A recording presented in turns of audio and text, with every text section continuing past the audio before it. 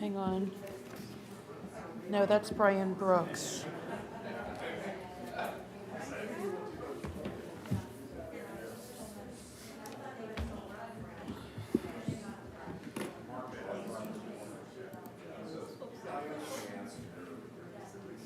Yes, that's good.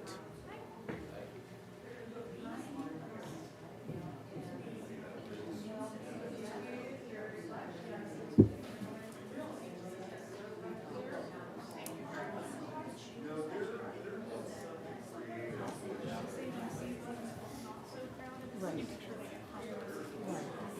Right. So I've only got 2 speaker slips for Stonehenge,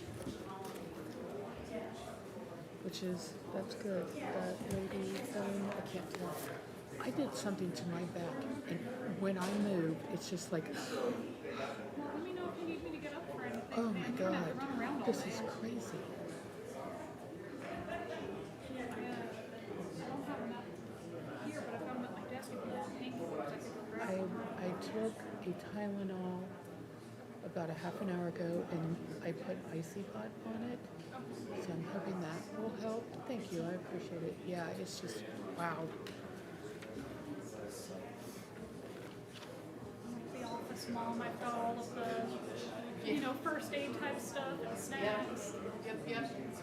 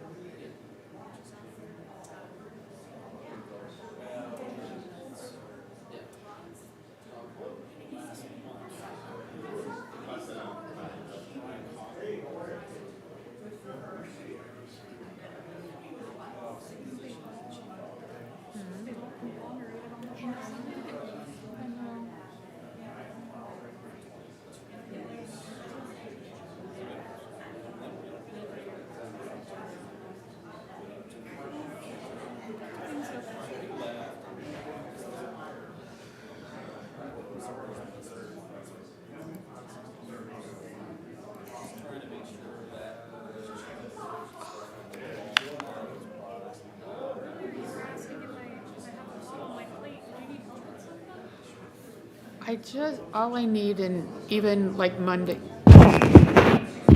mics are hot.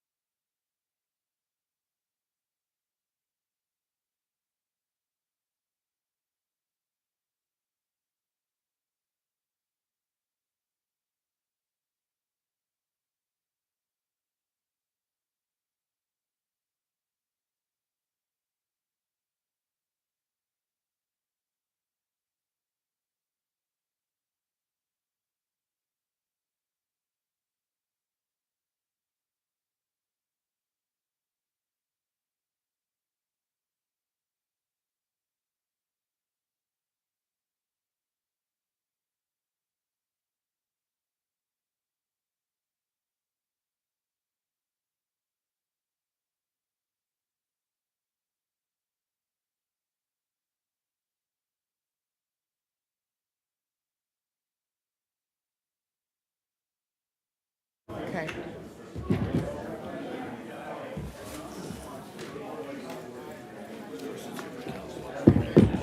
Chair is very short.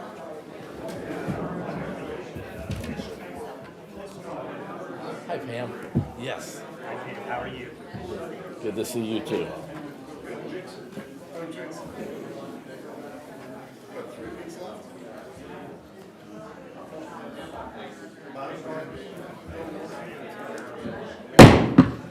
Whoa.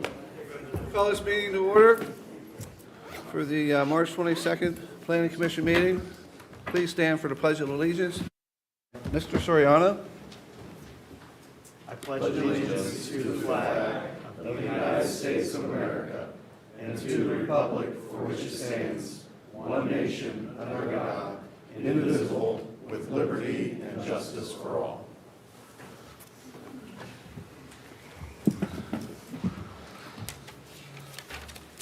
Pam, roll call. Greenberg is absent. Hicks. Here. Mako. Here. Shapaka. Here. Siriano. Here. Tamarkin. Here. Wester's absent. Additions and corrections to the agenda. We have one. Rogers Market, the variance and design review application is being postponed until April 12th, 2023 at the request of Rogers Market. Looking at the approval of the minutes, do I have a motion for approval, or is there any discussion? Mr. Chair, I move to approve the minutes. Thank you, Mr. Hicks. Is there a second? Second, Mako. Thank you, Mr. Mako. I have a motion has been made by Mr. Hicks and a second by Mr. Mako. Is there any discussion on the hearing none? Roll call? Hicks. Yes. Mako. Yes. Shapaka. Yes. Siriano. Yes. Tamarkin. Yes. At this time, we'll have the city attorney swear in all the applicants or the people who are going to be speaking tonight. Mr. Ross, you have the floor. We are now at the public hearing portion of the meeting. The public hearing will operate as follows. Administrative staff will make a presentation or comment on the application. The applicant or their representative may then make a presentation or comment on the application. Public comment will then be open for 3 minutes allowed per speaker. Additional time may be requested. Permission is at the discretion of the chair. Speakers must complete a speaker slip and come to the podium and state their name. The applicant will then be given 10 minutes to comment. Additional time may be requested. Permission is at the discretion of the chair. If there is more than one application pending for a particular address, the presentation on each application may be consolidated and presented as one. At this time, will persons wishing to present testimony this evening please rise and raise your right hand to be sworn in? Do you solemnly swear that the testimony you are about to provide will be the truth, the whole truth, and nothing but the truth? If so, state I do. I do. Thank you. Thank you, Mr. Roth. Now into the application portion of our meeting tonight. We'll read into the first item on the agenda. V0003-2023, to consider a variance application to vary Chapter 1171-03F, fence standards of the codified ordinances of the City of Gahanna for property located at 167 Shaw Avenue, parcel ID 025-000173, current zoning OG-1. Joseph Belzic, applicant. We'll turn it over to Mr. Blackford for the administration presentation. Thank you. On the screen right now, we have the location and zoning map. As you said, the property is located off of Shoal Avenue. Just to the north is, there we go. Here we have Jefferson Elementary. This is Carpenter Road. As you stated, the zoning is OG1. That is our residential single-family zoning for Old Gahanna. The request is fairly straightforward, I believe. They are requesting a variance to allow a privacy fence in the front yard, and it exceeds the 42-inch maximum height allowed by code. They're proposing a 5.5-foot tall fence, and it's about 7 feet from the property line. The site has frontage on 2 roads. It has it on Shaw and Dawson Alley. From a zoning code standpoint, that means it has 2 front yards. And if you have a front yard on, in this case, the east and the west side, then you really don't have a rear yard, and that's where fences of 6 feet in height or more of a privacy nature are typically located. So from a zoning code standpoint, this is a front yard, but in the real world, it's a rear yard. Here is their site plan. Shawl is on the right side of the screen. Again, this would act as like a front yard. This is the rear of the house, but since it accesses off an alley, it is considered from a zoning code standpoint a front yard. So they would like to have the fence off the back edge of the, almost the back edge of the garage that's existing. Again, it's 7 feet from the property line. That's pretty consistent. I was looking at some street map images along that alley. There's some very similar fences existing to the north and south. So this is in keeping with the character that's already existing in the area. Here is an image of a fence on the northern property line. Looks like there's some posts right here where they're proposing to connect to that existing fence. So again, this is the property to the north. You can see Jefferson Elementary right here. Looking again to the south, I think the two properties to the south have very similar existing fences. And I will say that it was last year, it was October of last year, we approved, or Planning Commission approved, a very similar variance for a property just to the west of this. Variance, when we're looking at fence variances, it's a little bit different criteria. In part, that criteria is whether or not Planning Commission would determine it to be substantial. Would the character of the area be substantially altered? Would it adversely affect delivering of government services, so like gas, power, things of that nature? Is there an alternative to the variance? In this case, yes, it would be. It would be what we call a decorative fence of only 42 inches in height. That's not really the same kind of fence as they're proposing, and not one that we typically see in a rear yard of a home.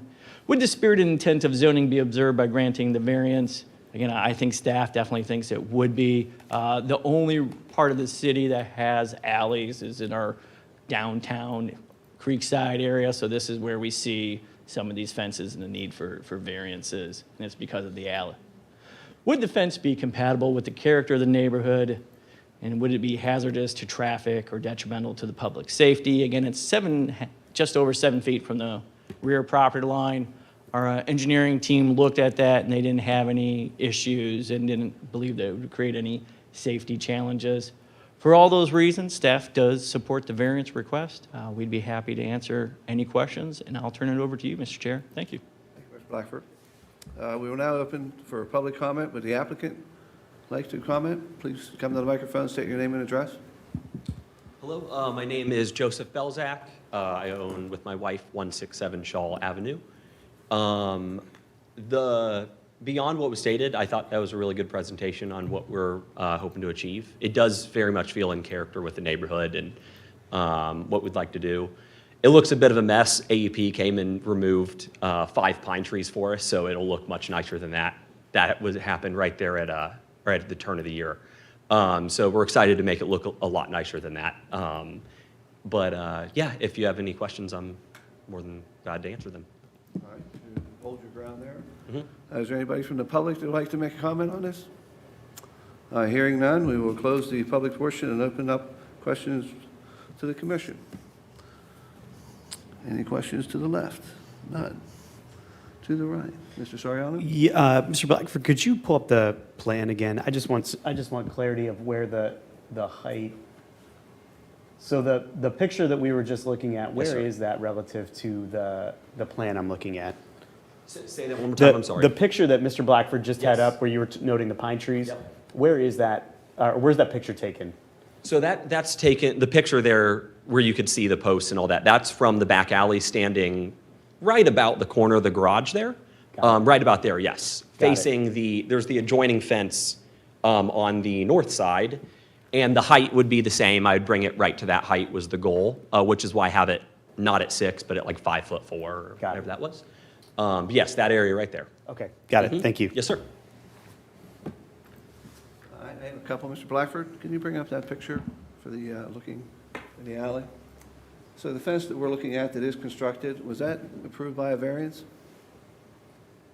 That I'm not aware of variances in this area. not a lot of them.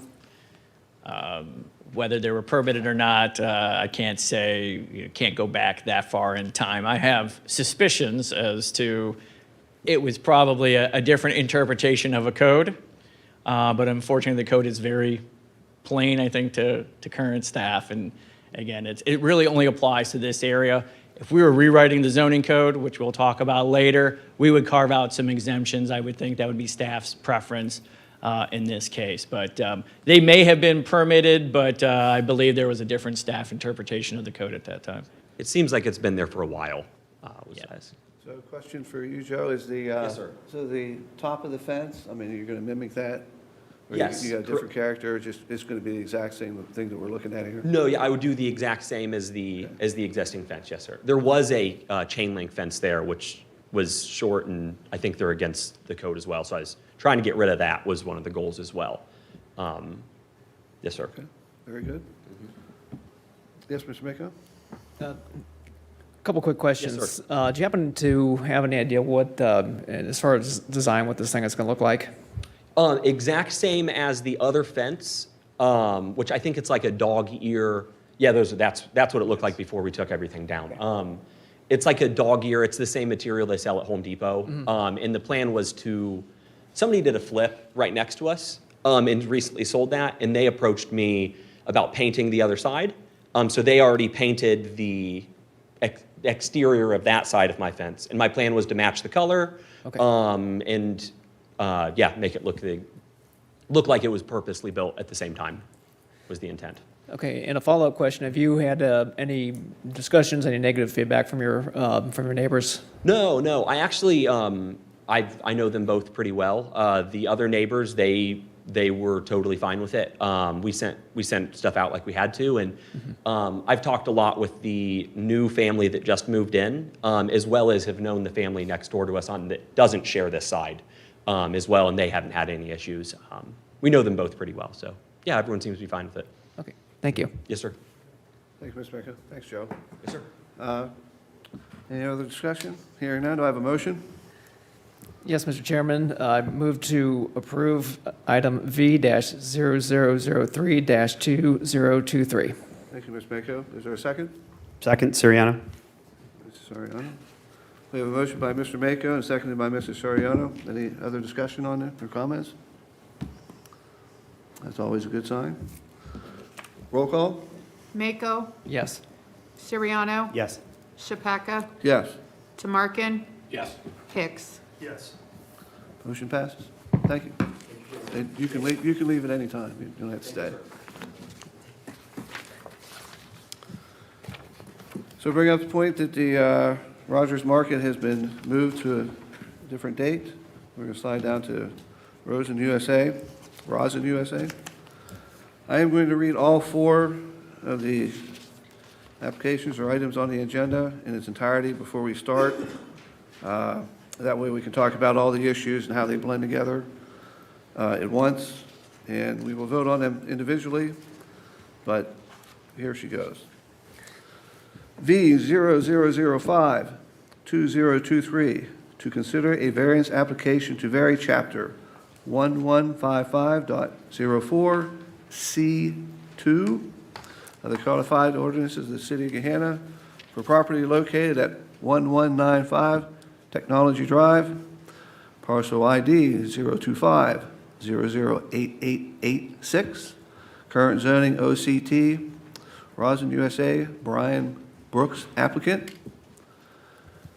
Second item, conditional use CU-0001-2023, to consider a conditional use application for property located at 1195 Technology Drive, parcel ID 025-008886, current zoning OCT, Rosin USA, Brian Brooks applicant.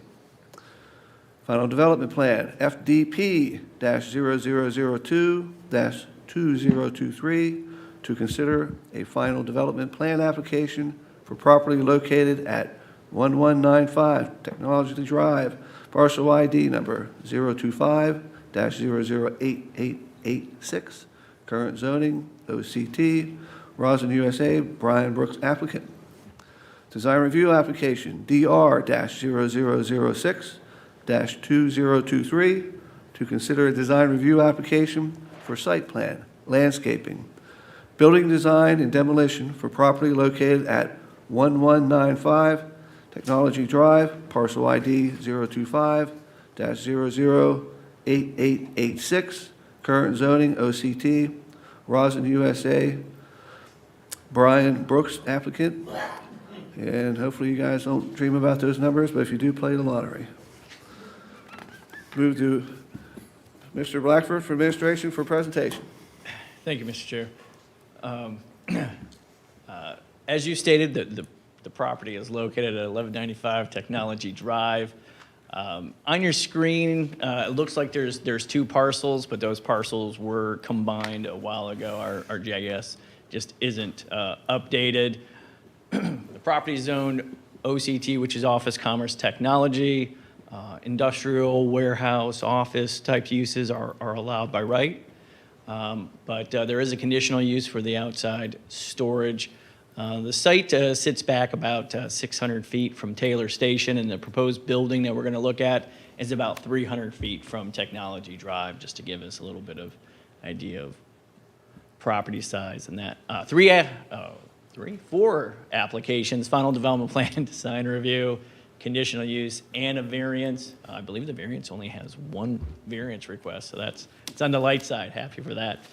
Again, it's outdoor storage that requires the conditional use. There was this property and some development Planning Commission did see in 2022. Last year, I believe it was February of last year. That request added, I believe it was about 30 parking spaces and about 3,000 square feet of a prefab modular building. They've outgrown those improvements, and that's why they're here tonight with a more permanent solution, which is a 45,000 square feet warehouse. There's also a substantial amount of hardscape improvements, parking lot with 68 new spaces, and the expansion of the outdoor storage area, which is, again, why there's a conditional use. They did have a conditional use approved with the 2022, but the area that they're going to be using for outside storage is increased. That's why they have to have that conditional use again. Here is the site plan. Hopefully this shows, I think, pretty well just, again, where those new improvements are going. So there in blue is the building, again, 45,000 square feet. It sits about 300 feet off of Technology Drive. You can see the yellow area there. That's the parking and drive to the rear of the building. And then in green, that is the equipment yard. And that green area is where I believe most of their equipment or where outside storage is existing right now, just increasing. On their application package, did have some really nice renderings here. Here is a view there where they very clearly show where the existing building is. Then here is the proposed. Then here's another perspective of the proposed building.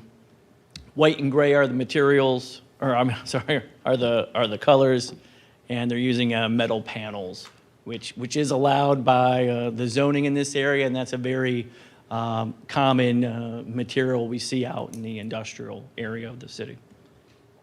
There is one variance, and that is to the setback requirement for pavement. In OCT, the requirement is 10 feet. They're requesting to encroach 6 feet into that required setback. I believe that's on the western side of the property. If I were to go back a couple here,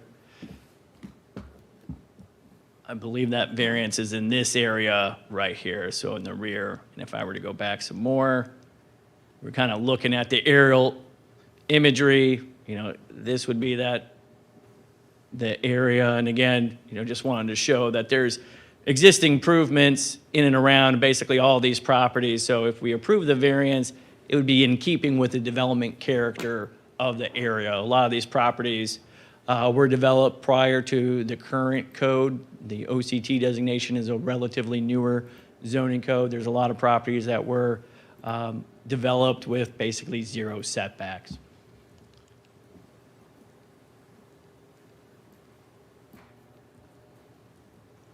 The criteria, conditional use. Is it a conditional use of the zoning? If it wasn't, we wouldn't be requesting a conditional use application. Is the development in accord with appropriate plans for the area? Really, the land use plan doesn't talk about outdoor storage and things of that nature. I would say that approval of the conditional use would be in keeping with the existing land use character, because essentially all the developments in that area have a large amount of outdoor activities, whether it's trucks or materials being stored. Variance, are there special circumstances to the land, building, or use? Is the variance necessary for the preservation of property rights? Is the granting of the application detrimental to the public welfare? And this has been reviewed by about 8 different city staff departments. No one had any objections to the variance requested. Design review, is it compatible with existing structures? Does it contribute to the improvement of the design district? Does it contribute to the economic community vitality? Does it enhance the physical surroundings? Again, Planning Commission over the last maybe 5 years or so have seen a number of similar types of requests in the OCT, the Office Commerce Technology area of the city, the materials, the colors, the development standards, it's all in keeping with, in staff's opinion, with those recent approvals in that area. Staff does recommend approval of the conditional use. We also recommend approval of the final development plan. It does exceed minimum parking standards. It does meet all the landscaping requirements, which is not something we see all the time. The lighting requirements are met. Again, this particular building and site is located off of any main roadways. It's shielded quite a bit, screened by existing development, seem to have little impact on surrounding properties. So we do recommend approval of all 4 applications. And with that, Mr. Chair, I'll turn it over to you. Thank you. Thank you, Mr. Blackford. We now open the public portion, looking for public comments. Would the applicant like to make a comment or two? Please come to the mic, state your name and address. Good evening. My name is Brian Brooks. I'm at 14120 Inter Drive East, Houston, Texas. And I just wanted to add that Michael did a great job presenting it, but if you recall, I was here last year talking about our modularized sprung structure that was put up to relieve some of our immediate space needs. This project will serve us a lot longer and be a more long-term solution, more fitting, and suits the architecture of the existing structure quite nicely. Okay. Is there any people from the public that like to comment? Pam, did we get any phone calls or? No, sir. Close the portion, the public portion, and open up for comments from the commission. Mr. DeMarkin. Thank you, Mr. Chair. You referred to the modular structure that we approved last year. Is that built? Is it on property? It is, yeah. It's been constructed. Okay. And will it stay with this project? It will not, yeah. We need the land for this new project. So it will be torn down. It will be torn down. Because that really, when you look at the aerial view, most of where this project goes is woods right now, correct? Yeah, that's correct. But it's going to approach a little bit. So if you look at here, the modular thing is kind of at the tip of that star, up to the top. Yeah. That's correct. Yeah, what we really wanted to try and achieve was to integrate that space into this new building. So we've already got 2 buildings. We didn't want to have 3. Okay, so that comes down, and the new building goes where the star is into the woods there. Yeah, if you'll go back to one of the renderings, you'll see it's a bit of an L shape that's extended there. You can see the little blue extension that goes up at the top. So that's essentially where that sprung structure is currently located. Good. That's all I have. I just have one question. I was going through the elevations. The metal panel that's being used on the project, is it a composite panel, or is it like a pan type? I only ask because of the thickness, the gauge of the metal. Do you happen to know? Yeah, so it's an insulated metal panel. This is a product we've used quite extensively in some of our other facilities around the world. So it's an aluminum clad panel, so I'm not exactly sure of the thickness, but the R value is dependent on how thick it is, and I think Yeah, it's a pretty, it's like a hard insulation with an aluminum face, correct? correct. Okay, thank you. That's all. Thank you, Mr. Ryan. Looking at the picture, I have a quick question. You have a set of stairs going up, so I'm going to take you got a lot of rooftop units up there or something that need to be serviced, or? So the primary reason for that staircase is actually as an emergency egress from the mezzanine. And so we needed, there's a mezzanine just off of there, and so that's really the main reason for it. We elected, rather than putting a ladder and a roof hatch, to just carry on the staircase to the rooftop. There are going to be 4 rooftop units up there. So no intentions to occupy the roof, to watch the planes go? Good. So your equipment yard, is that going to be paved?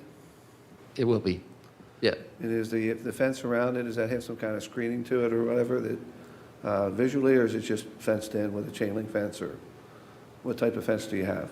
So there's an existing fence there, which is a 7-foot-high chain link fence with privacy slats installed, and so we would do the same fence. Good. Any other comments? Hearing none, do I have a motion?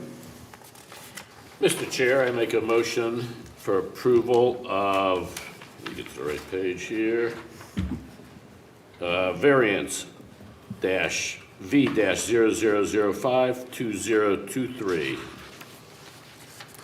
Thank you, Mr. Tamarkin. Is there a second? Second, Mako. Thank you, Mr. Mako.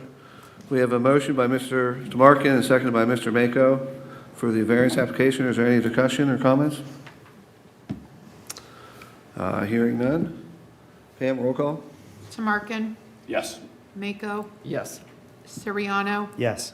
Hicks, Yes. Chapeca. Yes. Do I have a motion for the conditional use?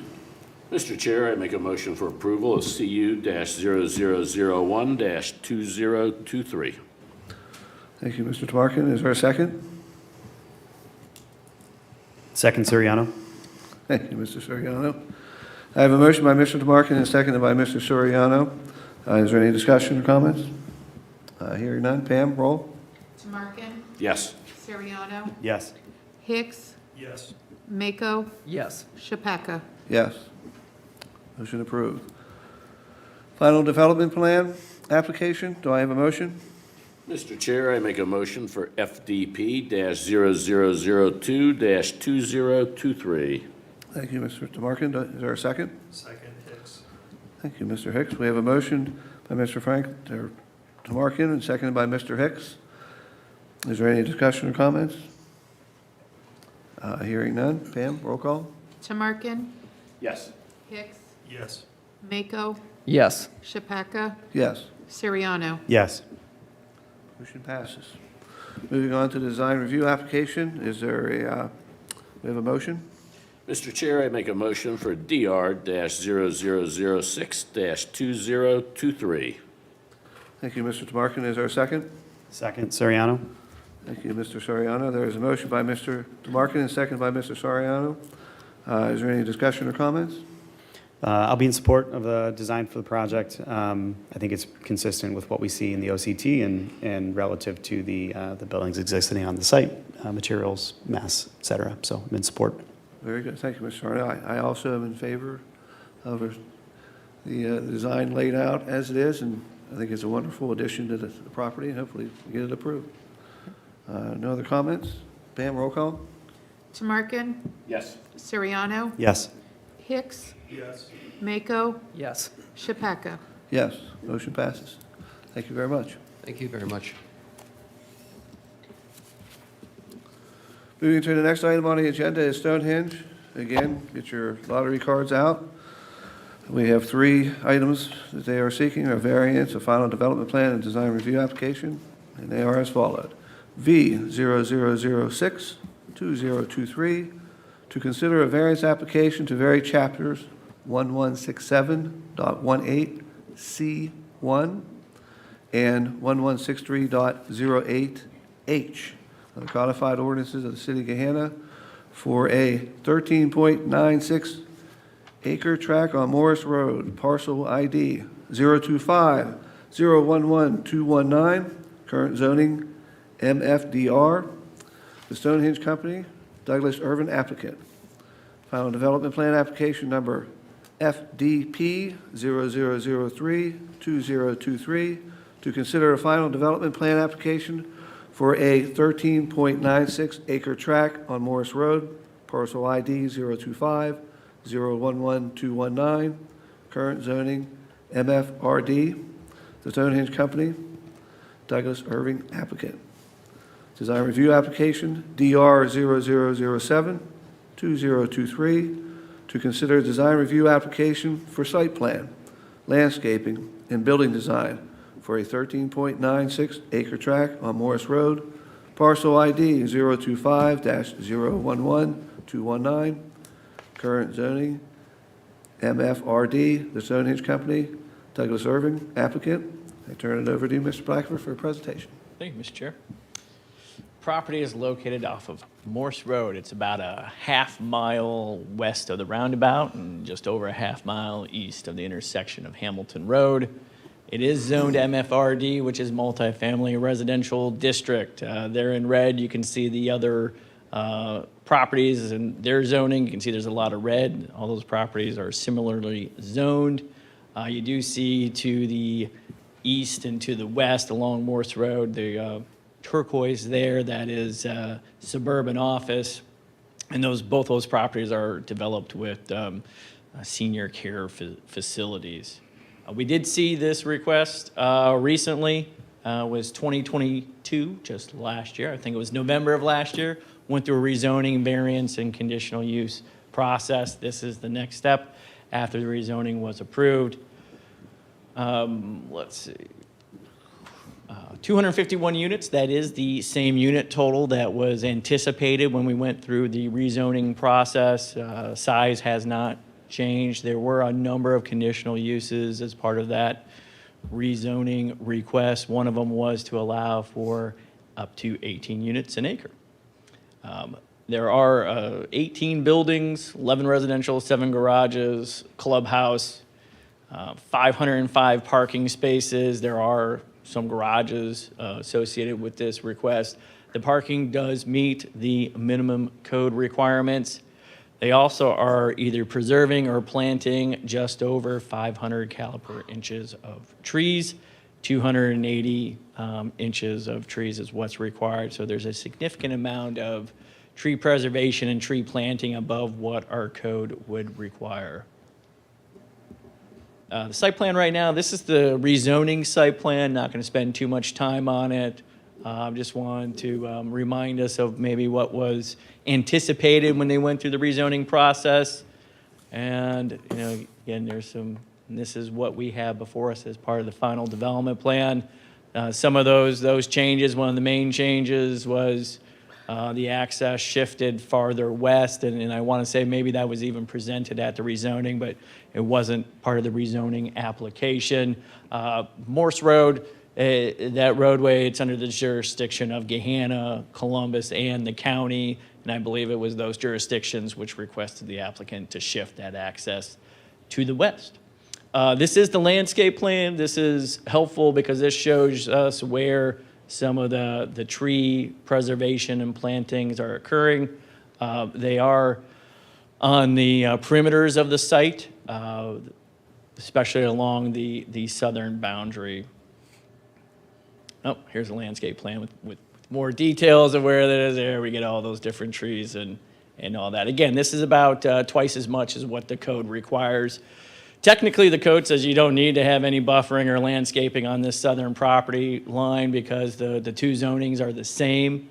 But I know if we recall through the rezoning process, I think the applicant's really been working with the adjacent properties there on having a development that's more compatible. And that's why I think we see the buffer, the landscaping, and they did reduce the amount of buildings along that southern property line as well.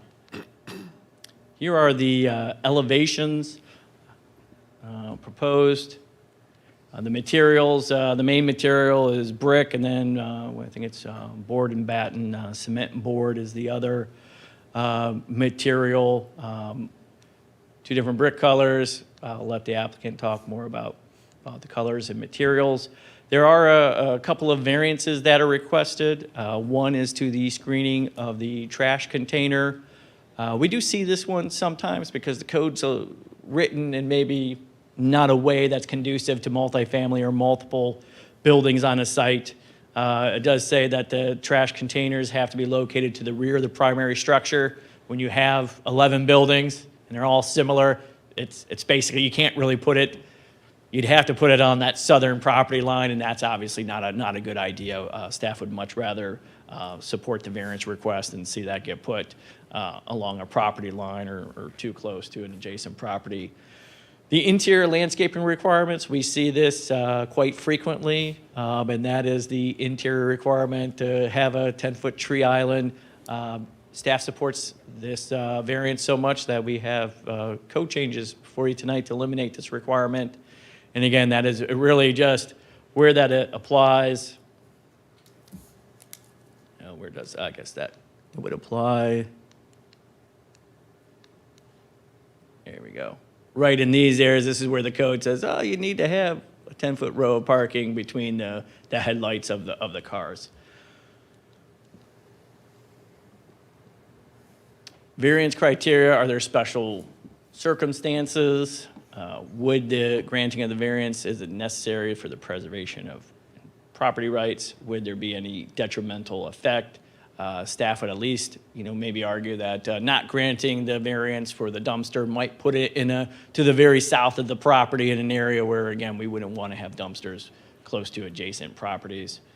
That's one of the reasons why we're supportive of the variance request. Design review, is it compatible with existing structures? And that's in the purview of Planning Commission. I know from recent meetings, we talked about some of the existing structures in and around that area. Does it contribute to the economic community vitality? Does it enhance the physical surroundings? Staff recommends approval of the variances. We do see the interior parking lot requirement as being not really necessary, not adding anything. That's one reason why staff is proposing to eliminate that requirement. And again, we definitely recommend approval of the dumpsters. We do recommend approval of the design review application. There is a little bit of code language related to colors, and it says that they should be natural, historic, earth tones, or similar colors that would be least likely to contrast with the existing color scheme, and that's the existing color scheme of the area. So that is, fully within the purview of Planning Commission to consider. Final development plan, the final development plan meets all the requirements except for the two variances that have been requested. Again, there is about twice as many trees that are being planted or preserved over what the code requires. All the setbacks are being met. Open space requirements are met as well. With that, Mr. Chair, I will turn it over to you. Thank you, Mr. Beckford. We now open the public portion. Would the applicant like to comment? Please come to the mic, state your name and address. Good evening. My name's Doug Irvin. I'm the Director of Planning and Development for the Stonehenge Company. My address is 147 North High Street, Gahanna, Ohio, 43230. Thank you. You got me too? Oh, great.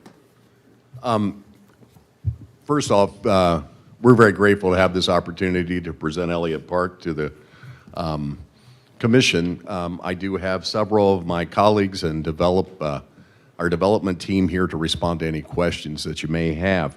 I think it's kind of important that we could start with how we got here. We did have, as Michael so eloquently alluded, we started with the site plan. We went through the rezoning that we brought before you guys. We had very spirited meetings that had high attendance. And as a result of that, we have engaged in a meaningful, respectful dialogue with our neighbors. Many of them are here this evening. We met with them several times. And through the rezoning process with City Council, we made certain commitments to them that did affect our plan. With respect to, this is our 3D rendering of Elliott Park. To give you some perspective, we'll come back to that. Okay, Michael, what's the magic here? Yeah, you're making me look like a fool.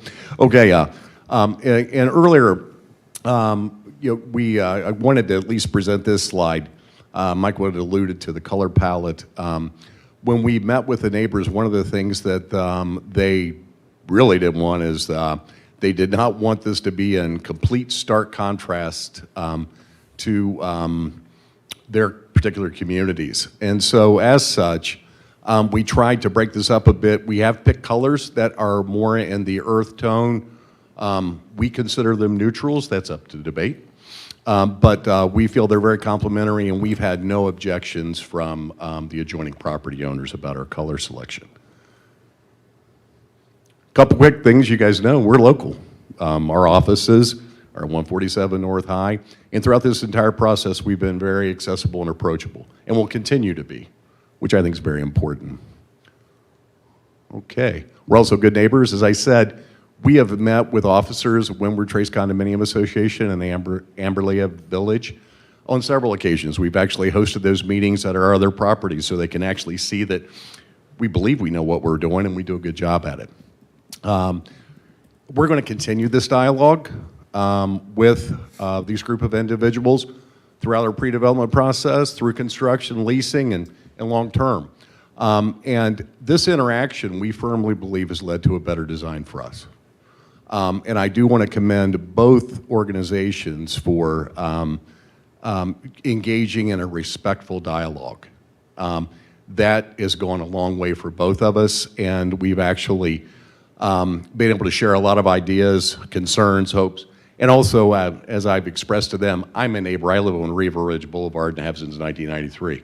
So this is in my backyard too.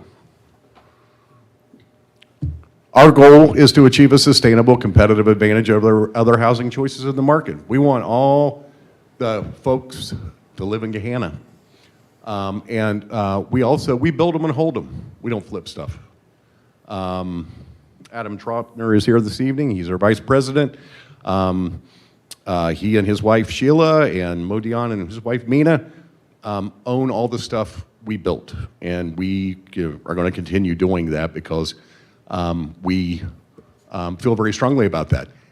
That intentional development policy leads us to make decisions others may not make if their shelf life's 5 years or less.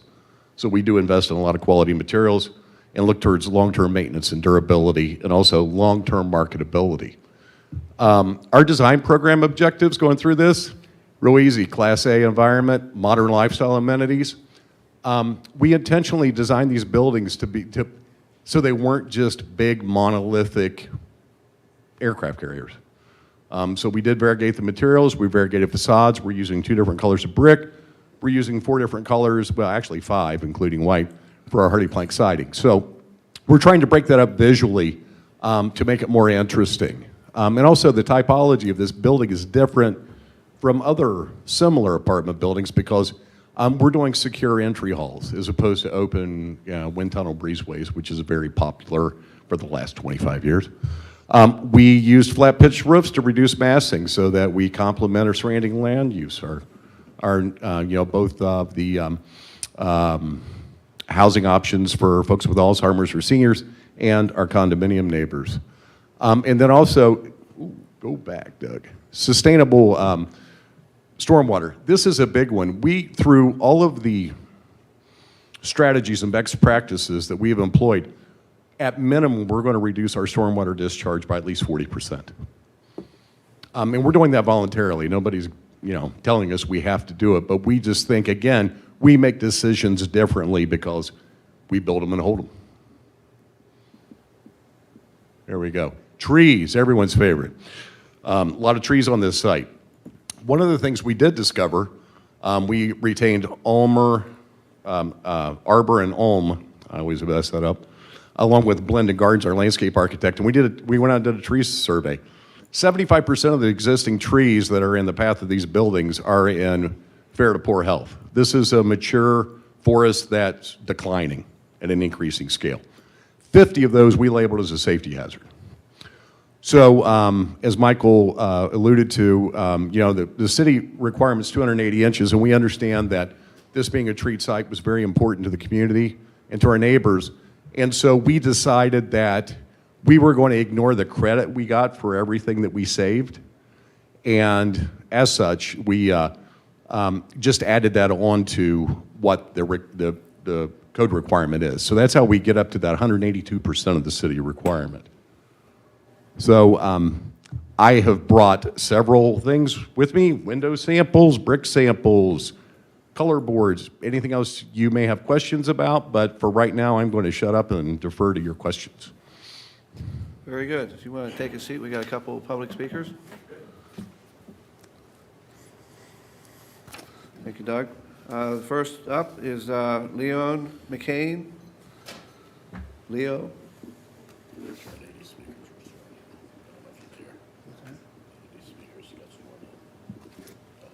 So were you sworn in earlier? Did you come late? Yes. No, I was sworn in earlier. Thank you. Leo McCann, live at 1261 Amberlea Drive West, Gahanna, part of Amberlea Village Condominium. I'm also the president of the Amberlea Village Condominium Association. Thanks for your time this evening. I'd like to echo Doug's comments in regards to we appreciate his willingness to engage. He's met with us on several occasions. I believe he's listened to us. We've actually helped working together to make this a better situation for everybody that's involved with this parcel of the city. So it's been a good process after the variances and all that with Stonehenge. And again, we appreciate that, Doug, and we'd like to continue working with you on that. A couple questions before I get into the comments. Doug, on the trash compactor that's on the west side of the development, is that still moved farther north towards Morse Road, or is that moved down? Towards Morse Road, and that's the one you're going to put, I think it's a retaining wall or some sort of landscaping around it? Both. Great, thank you. And that's what we had discussed earlier back on the 24th, so I appreciate that. One of the other items that we appreciate consideration on is on the western border towards the south of the development. That's where the Amberlea Village has a front against the property that's being developed. Thank you. The current site plan calls for the privacy fence that we had requested, and again, thank you for that consideration. But part of that is the fact that the tree structure in there was going to be inside that privacy fence on the western edge.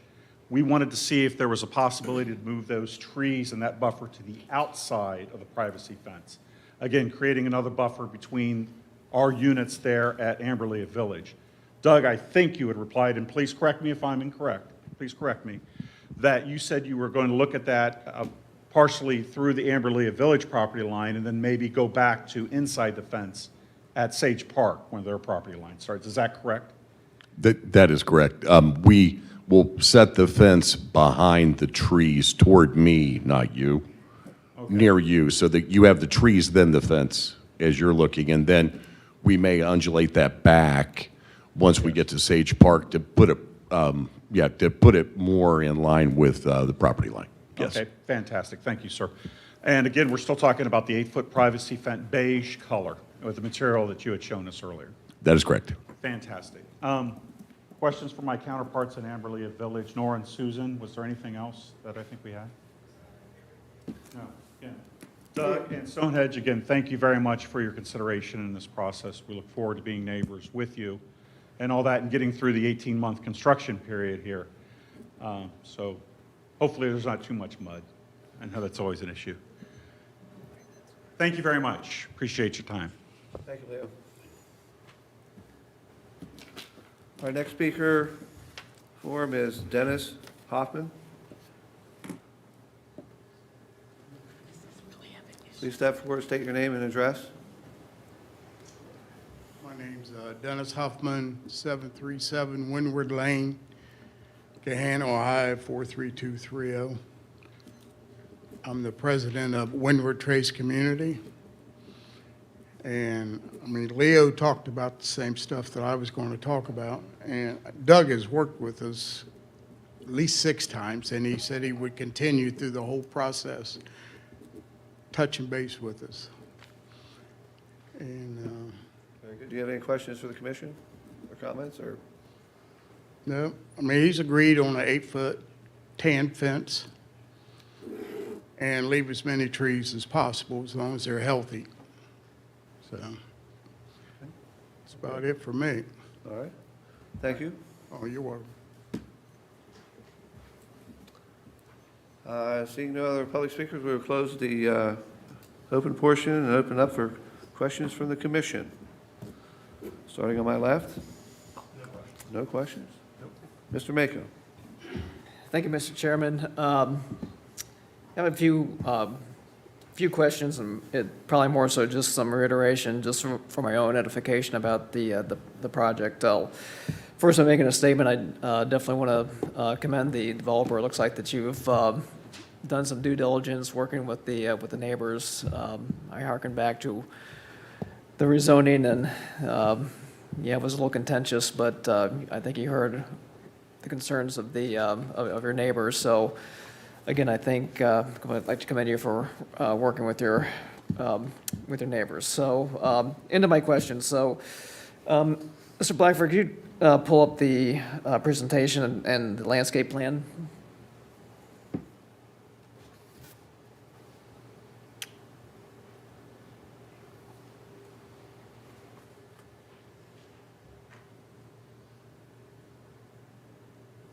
There we go. So the first question, I noticed that there's, you have a considerable amount of permeable pavers shown there on the north side of the project. Could you kind of describe your experience with those permeable pavers? I mean, do they work well? Do they function as intentioned? Yes, sir, they do work very well. And actually, I'm going to defer to Andrew Gardner with V3. He's our engineer. He's the stormwater guy, and he could tell you more than just saying, yeah, they work really good. So, State your name and address, please, before. Andrew Gardner, 6628 Burbank Place, Westerville, Ohio. Thank you. I am the civil engineer on the project. Yeah, we've had very good experience with those. As long as they're constructed and installed properly, they work great. Basically, what you've got is a paver section of pavement. Underneath that is a varied section of stone with various porosity that you store your stormwater in. There is an underdrain in there and a structure at one end that we control the outlet. Because we got clay soils and things don't infiltrate all that great. Some will infiltrate, but you know, the idea is really just trying to increase our stormwater storage footprint in any way we can, so we reduce the amount of runoff we're putting out at any given time. So, you know, basically underneath those pavers, you'll have a volume of stormwater that gets held and released slowly into the next part of the system as it works its way downstream. You know, an example where these are used that you could drive out and see right now is over at the Easton development, right in front of BJ's and J. Alexander's. They're all over the parking lot there. I will say when those were installed originally, they were not installed properly. There was a bitumen, expansive product in the stone base that caused them to heave, and they were actually ripped out and reinstalled at one point. But now that they've been installed properly, they work great. And they're doing the same function that we're proposing here, you know, lessening the runoff. The water largely goes straight down into these things, especially in lower rain events, and stores in the stone base underneath and gets discharged out slowly. There's no problem with freeze thaw or heaving on them that we've seen in Ohio. They do need to be maintained. In theory, you're supposed to bring a vac truck in periodically and suck out any sediment that may get stuck in the pores of these things. That's something ongoing that we'll have to be committed to maintaining and to make sure they work properly. But that's all part of the site maintenance and the investment we're making here. You know, as Doug said, they continue to own and operate these facilities, so they're going to be dedicated to maintaining these, you know, BMPs as well. Did I answer your question? It does. And I was going to have a follow-up question about the underdrain. So there are going to be underdrains with these pavers? Yes. Okay. Second question, you're probably the correct person to address this to, the rain gardens. Could you talk a little bit more about the function of those? You know, I know in concept what those are. And really I guess the concern is for these things not to turn into mosquito traps. Yeah, again, similar to the paved areas, think of a grass area, same function. You've got an engineered soil underneath that's, 5 or 6 feet deep. There is an underdrain under those as well, and there'll be a structure at the end of each one to, again, restrict flow. But in this situation, you store the water in the engineered soil, and you plant water-tolerant plants and things like that that are used to that, like wet feet, and they actually uptake a lot of the water and reduce the runoff in addition. We haven't found a lot of problems with mosquitoes. I mean, these are not things that are designed to hold water on the surface. It's more designed that the water will infiltrate into the ground beneath what we plant there, but the plants assist in uptake of water instead of just discharging it downstream. Okay. And they look nice. Next question, the wetlands shown on the landscape plan on the northeast corner of this site, what's the acreage of that? I don't know. I'm going to guess just by looking at that, maybe a quarter acre or slightly less. I'm totally guessing here. I don't have an exact acreage on that right now. That one, we largely put in, we obviously, as everyone knows, we have existing wetlands on this site that we are mitigating. So, part of that is part of our mitigation plan with the EPA. So those will be constructed, protected wetland areas. There'll be markers, things like that to maintain them. And the next question would pertain to stormwater. I noticed in the report there dated February 6th, item number 24, about an offsite storm sewer located in a it's going to be privately owned. So Could you talk a little bit about that? Yeah, Because absolutely. the concern is, again, that we're not going to be dumping a bunch of water Sure. into a private system. The history of this parcel, when the development to the east was constructed, there was a 24-inch storm sewer put in. It runs along the southern property line of the development to the east, and then it turns and runs along our eastern property line and stops about halfway up of where I'm showing that retention pond at the southeast corner. The 24-inch storm sewer was put in. I have the plans and the calculations from the engineer that did it. He's somebody I've known for years. To intentionally carry about 10 acres of our site of the existing stormwater. The unfortunate consequence of when that was constructed, and I believe it was around 2016, is you concentrate your outlet of the stormwater from the site, change the grading, and it's actually what created the large wetland that we have on our site now that we are now forced to mitigate. So that storm sewer that is there is really our only suitable outlet for stormwater, ultimate outlet for stormwater to the site. It is independent of the storm sewer that is tied to that adjacent property. It goes solely down to a drainage ditch on the east end of that property and continues to flow down from there. The oversight was in 2015-16, whenever that development was built, even though the storm sewer was put in to serve drainage from our property because they couldn't block our drainage, it was not put in an easement. So it is technically not in an easement right now, and we are working with that adjacent property to get a drainage easement to access that storm sewer. Okay. And then the final question, and again, this just for my own edification, why the name Elliott? That is Adam Trotner's son. And we have another project, Pierce, another one of his sons, so I have to do a third project, Remy. So, and then we'll have all three of them. Okay, fair enough. Thank you. Also, we just thought it sounded classy, Elliott Park, so. And no one else had that name reserved on the web. Nice. Thank you, Ms. Baker. Any other comments? Mr. Tlarkin? Thank you, Mr. Chair. And I'd like to follow up on some of the questions Mr. McCann had, since we were not privy to your 6 meetings with the residents. The fence, going to be an 8-foot fence. Going to be, for the most part, it looks to me, it's hard to tell on the drawings, but on the inside of the trees. Yes. The fence on 3 sides will be solid, something.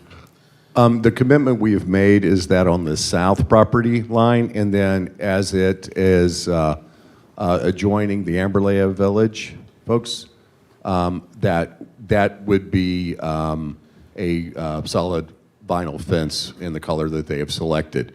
We may then match the rest of the fencing along our east property line and along Morse with the aluminum picket with the brick posts that we've shown along Morse. So on Morse, aluminum picket, you are not required to do the white New Albany look there. Didn't buy my land from them, no. Okay. And there's no white fence there now, it's just open woods. It's just open woods, yes, sir. no white Yeah, I fence there. actually drove a Bobcat through that at 7 o'clock this morning. It's open All woods. right. And also, excuse me, Commissioner Tamarkin, one of the reasons we went with the picket is that we felt it was more secure. It isn't that we have an aversion to white fences. It's just that with that type of picket fence we've used successfully at other communities, and that we feel that it's a better deterrent to people coming around that shouldn't be around. Okay. And let's go back real quick. The fence will be on the inside of the tree, so 10 to, it's hard to tell again from the drawing, 10 to 15 feet from the property line, on the inside of the property line? On the yeah, southern border? A lot of that depends upon the trees, to be Right. quite candid with you. The commitment we made to Windward Trace is that we increased our setback along the southern property line to 35 feet from 25. And what we've agreed to do is that we're going to place that fence, we're trying to give them as much of all that natural vegetation as their buffer, and that we will place that fence as those trees allow me to place it. Okay, great. So we saw the front elevation of the buildings. We haven't seen any rear elevations. On the buildings, especially the ones along the south and the one building on the west side, any patios on the back? Patios? Yes, they're the same. The only difference, and I apologize that we may have not clarified that. The only difference is on the rear of the buildings, we do not have the metal awning at the entry, because we're using that as we don't want to use that as a primary means of egress. So if you look, there is a metal awning above those doors. On the back sides of the buildings, that is not there. Everything else is the same. So there's still doors Yes, going sir. out back? Yes, sir. And on the ground floor apartments, are there patios or anything extending out beyond the building? Any No, concrete? They sit with the way the building's designed is that the building, actually our balconies are more or less kind of recessed. The building jets out to capture that, so you just don't have these balconies sticking out in the middle of nowhere. Yep. But the ground floor doesn't really have that. Ground floors, it's a concrete slab there that has a railing, yes. It's aligned. It's aligned with the building. Yes. It's not coming out beyond the footprint of the building.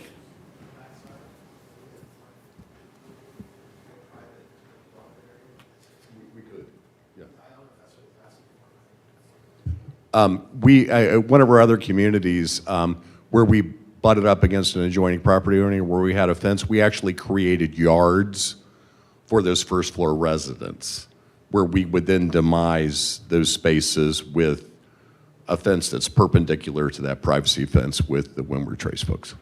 Will that happen here or undetermined yet? It's undetermined, but it's something that could happen. Okay. And again, let's go back to the fence around the trash. It looks like you have 2 trash. You're going to have a compactor They're both compactors, yes. and then also a bulk Yes, trash. yes. Vinyl fence, brick wall, how are they? It will be, it is a block wall that Block wall. is finished on the outside, yes. Okay, so 3 sides Yes, with a door on the front? with the door on the front, yes, sir. That my compactor company will successfully annihilate every once in a while. The retention that's on the, would be southwest. The picture, is that, in your picture over here, it's blue, but I assume that's not a wet retention. I am designing it as a wet retention. Okay, so will be a wet, That one is wet. okay. Most likely need to be aerated. Okay. And fencing is not required for wet retention. Should not be required there. I'm able to get the proper bench, safety. Okay. And I assume city inspectors will make sure that that is in compliance. And some of that may get worked out in the engineering design. Right. It's not going to pick that up at all. A couple questions on your security gates. Looks like 3 security gates coming in. On the one to the west of Morse Road, can you queue a few cars in there? What happened, we're not going to back cars up on the Morse Road there, waiting for somebody to let me in or the gate to open. Yeah, typically, our practice has been during normal, during the daytime, we leave our gates open. We close them at night. Okay, So, and actually, it's one of the reasons we put the roundabout in front of our, what we call Building K, which is where our leasing office is going to be, in the fitness facility and everything, so that we did have queuing for anybody that may have inadvertently turned in or decided they don't want to be there, or lost. I assume if a guest comes, they have to call and have to get the resident has to open At the night, gate? they do, yes. Okay, And they get buzzed in, yes. okay. But the one, the inside is great. The one to the west there, hopefully cars aren't moving up. 2 to 3 cars could stack in that queue. Okay, so they're not going out on the Morse Road. Mr. Chair, that's the extent of my questions. I'll have a few comments later. Thank you, Mrs. Market. Mr. Sariano, do you have any comments? I have comments, but no questions. So I think everybody's asked some good questions, though. I just had a couple clarifications. What age group are you shooting for to be residents here? We're shooting for everyone. What we do envision, though, is that we will draw a strong preponderance of probably demographic of folks that are 45 and under, will be, young professionals, even though we will, our 2-bedroom units are very spacious, and they are, they're also very popular with folks that may have a single head of household with a child. This typically is geared towards young to middle-aged professionals. The ground floor units are attractive to a more mature crowd, but given that these are non-elevated buildings, it's limited as far as the units that they're probably going to find desirable. So for the final development plan, and I know Mr. Wester's not here at the moment, right in, right out everywhere? I'm sorry? Right in and right out? No, we actually have, A little bit of artwork. we got a polar bear in a snowstorm here. We do have a left lane on our left access point. There is a westbound, you can head westbound on Morse at that point. What? That's full access and that was per instruction of City of Columbus and Gahanna when we did our traffic impact study on Morse Road. Our middle access is right in, right out. Thank you. Your design review, so your elevations that you have, no rooftop access? Oh, no, sir. Is the air handlers or the condensers on the roof? They're ground mounted. Everything's ground mounted? Yes, sir. So those are parapets that we're just looking at, because they seem a little bit higher. In the elevation, it seemed like they were high parapets around the building to hide something. No, my architect, Scott Harper's here, and we're not hiding anything. We were just trying to put a visual screen there on that facade. But all of our condensing units will be ground mounted. So do you anticipate everybody coming in from that west entrance coming and going more than the center? No, I think depending upon where you live in the community, it's going to break pretty evenly. And I don't really have a, I think as far as exiting, you may have more people that use the western entrance for an exit just because of your ability to turn left as you're heading out onto Morse, even though you can take the right out at the middle and all you gotta do is just go down a half a mile of the roundabout and swing around and head back. So your pervious pavers that you have there, so my heavy trucks coming in to empty the trash containers are going to be coming in from the west, kind of staying off of that, so you don't compact that? Is that No. how that's designed? They can drive right on it. Actually, the case in point that Andy gave as it related to where J. Alexander's and BJ's, I think in Brewhouse, all of their trash trucks, food delivery trucks, everything is on those pavers, as well as that goes all the way up to REI. So it's a very durable system. The difference is we could have paved this, we would have had just these big ponds and parking lots, and we really didn't want to do that. I think there's a better way to do this. And also, it helps recharge the underground water table, as opposed to just carting all this stuff wherever that pipe goes heading south of us. Sounds good. Thank you. Does anybody else have any other questions? I do have one question, actually. Yes, Mr. Troyan? Relative, and this is more specific to the design review, do you all feel that the colors are critical to the project design? Specifically, I'm looking at the red and the blue. I think they're complementary to the other colors that we have. I wouldn't say they're, absolutely critical. But I do believe that one of the things we liked about that Rookwood Red is that it is a very much an earth tone. It's a reddish clay color, and actually that color is named after Rookwood pottery in Cincinnati.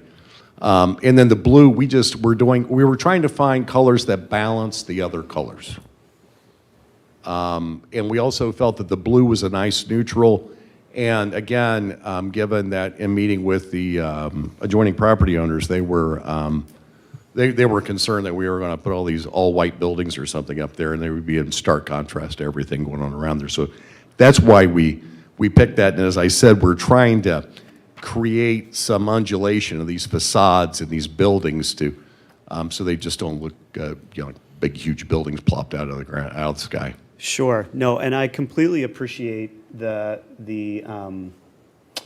change of material using the masonry at the base for the first 2 floors, and the cementitious material is good too. We see that a lot in multifamily, as well as kind of the kind of metal accents and things like that. I think when I look at kind of compatibility and more neutral, I think it's debatable whether the red is in the earthy range, but I would not say it's neutral, nor would I say the blue is neutral. I would expect those to be more kind of in the gray zone, not gray, but in the more middle chroma zone of what a color is. And when I look at it, I think that the contrast can be achieved without something that's so arresting. I'm looking at pictures of the Sherwin-Williams, the dress blue and the Rookwood not in a rendering. Even the rendering, I think, is pretty hard. So I less have a problem with the dried thyme and the peppercorn, but I think in the quantity that you have the Rookwood red and the dress blue on the buildings, I think it's a lot. I might expect that. It looks like you have glass doors and things like that, but I would expect those more maybe in concert with something like an accent that's in smaller doses on a door or on a side light or something like that. But I think for me, and again, I have to step back and say we're not, it's not our purview to design these buildings, but it is to kind of look at compatibility. And when I look across the street, or I look at Windward Trace, or I look down the road, I don't see anything that is kind of pulling any of these out. We do have red roofs down the road, but it's going to be, that's a little bit different situation than I think what we have here. So I just think it's, for me, it's a little heavy. I wouldn't be in favor of the design review right now as it stands with the colors proposed. So. Thank you, Mr. Chair. I'm going to do a follow-up question on that. So my unit identity, I'm driving down, top left, blue over the brick. Is that 3 units? Each floor has a unit? Yes, sir. Is my unit all blue, or is my unit part blue, part white to the left, part white? So how does that lay out? It would be- Identification with the coloring scheme. Well, actually, if where Michael has the dot, well, it's gone now. Michael, you're killing me tonight. In the middle, that is what you have is that stair tower, okay, with the door in the middle. Then where you see the blue and the brick, and to the left, the white, that is 1 unit. So the units are flats, and they break right and left of that stairwell, if that makes any sense. So if you live in that unit, you have both blue and white. If you live on the second floor, you have brick and white. And on the first floor, it would be brick and white. So that's just an identification that I would be looking for. It's more of a comment of design review. I think the balance that you have on there, I understand Mr. Shariana's comment about the color and the heaviness of it. It's just how it's broken up. I can't read where my unit is. I don't know how disconcerting that is. It's more of a personal comment than a flaw that would be negative on my vote. Any other comments? Yep, Mr. Chair, I just wanted to add too that my comments are less about what reads from a unit. I don't care where the units are demised, like inside of, and how they're coded. I'm more concerned with just the expanses of color that don't seem that are not in that neutral palette, in my opinion. I think there's ways of finding color. It's not to say that everything needs to be white, black, or gray, but it is finding something that's a little less arresting with regard to those tones.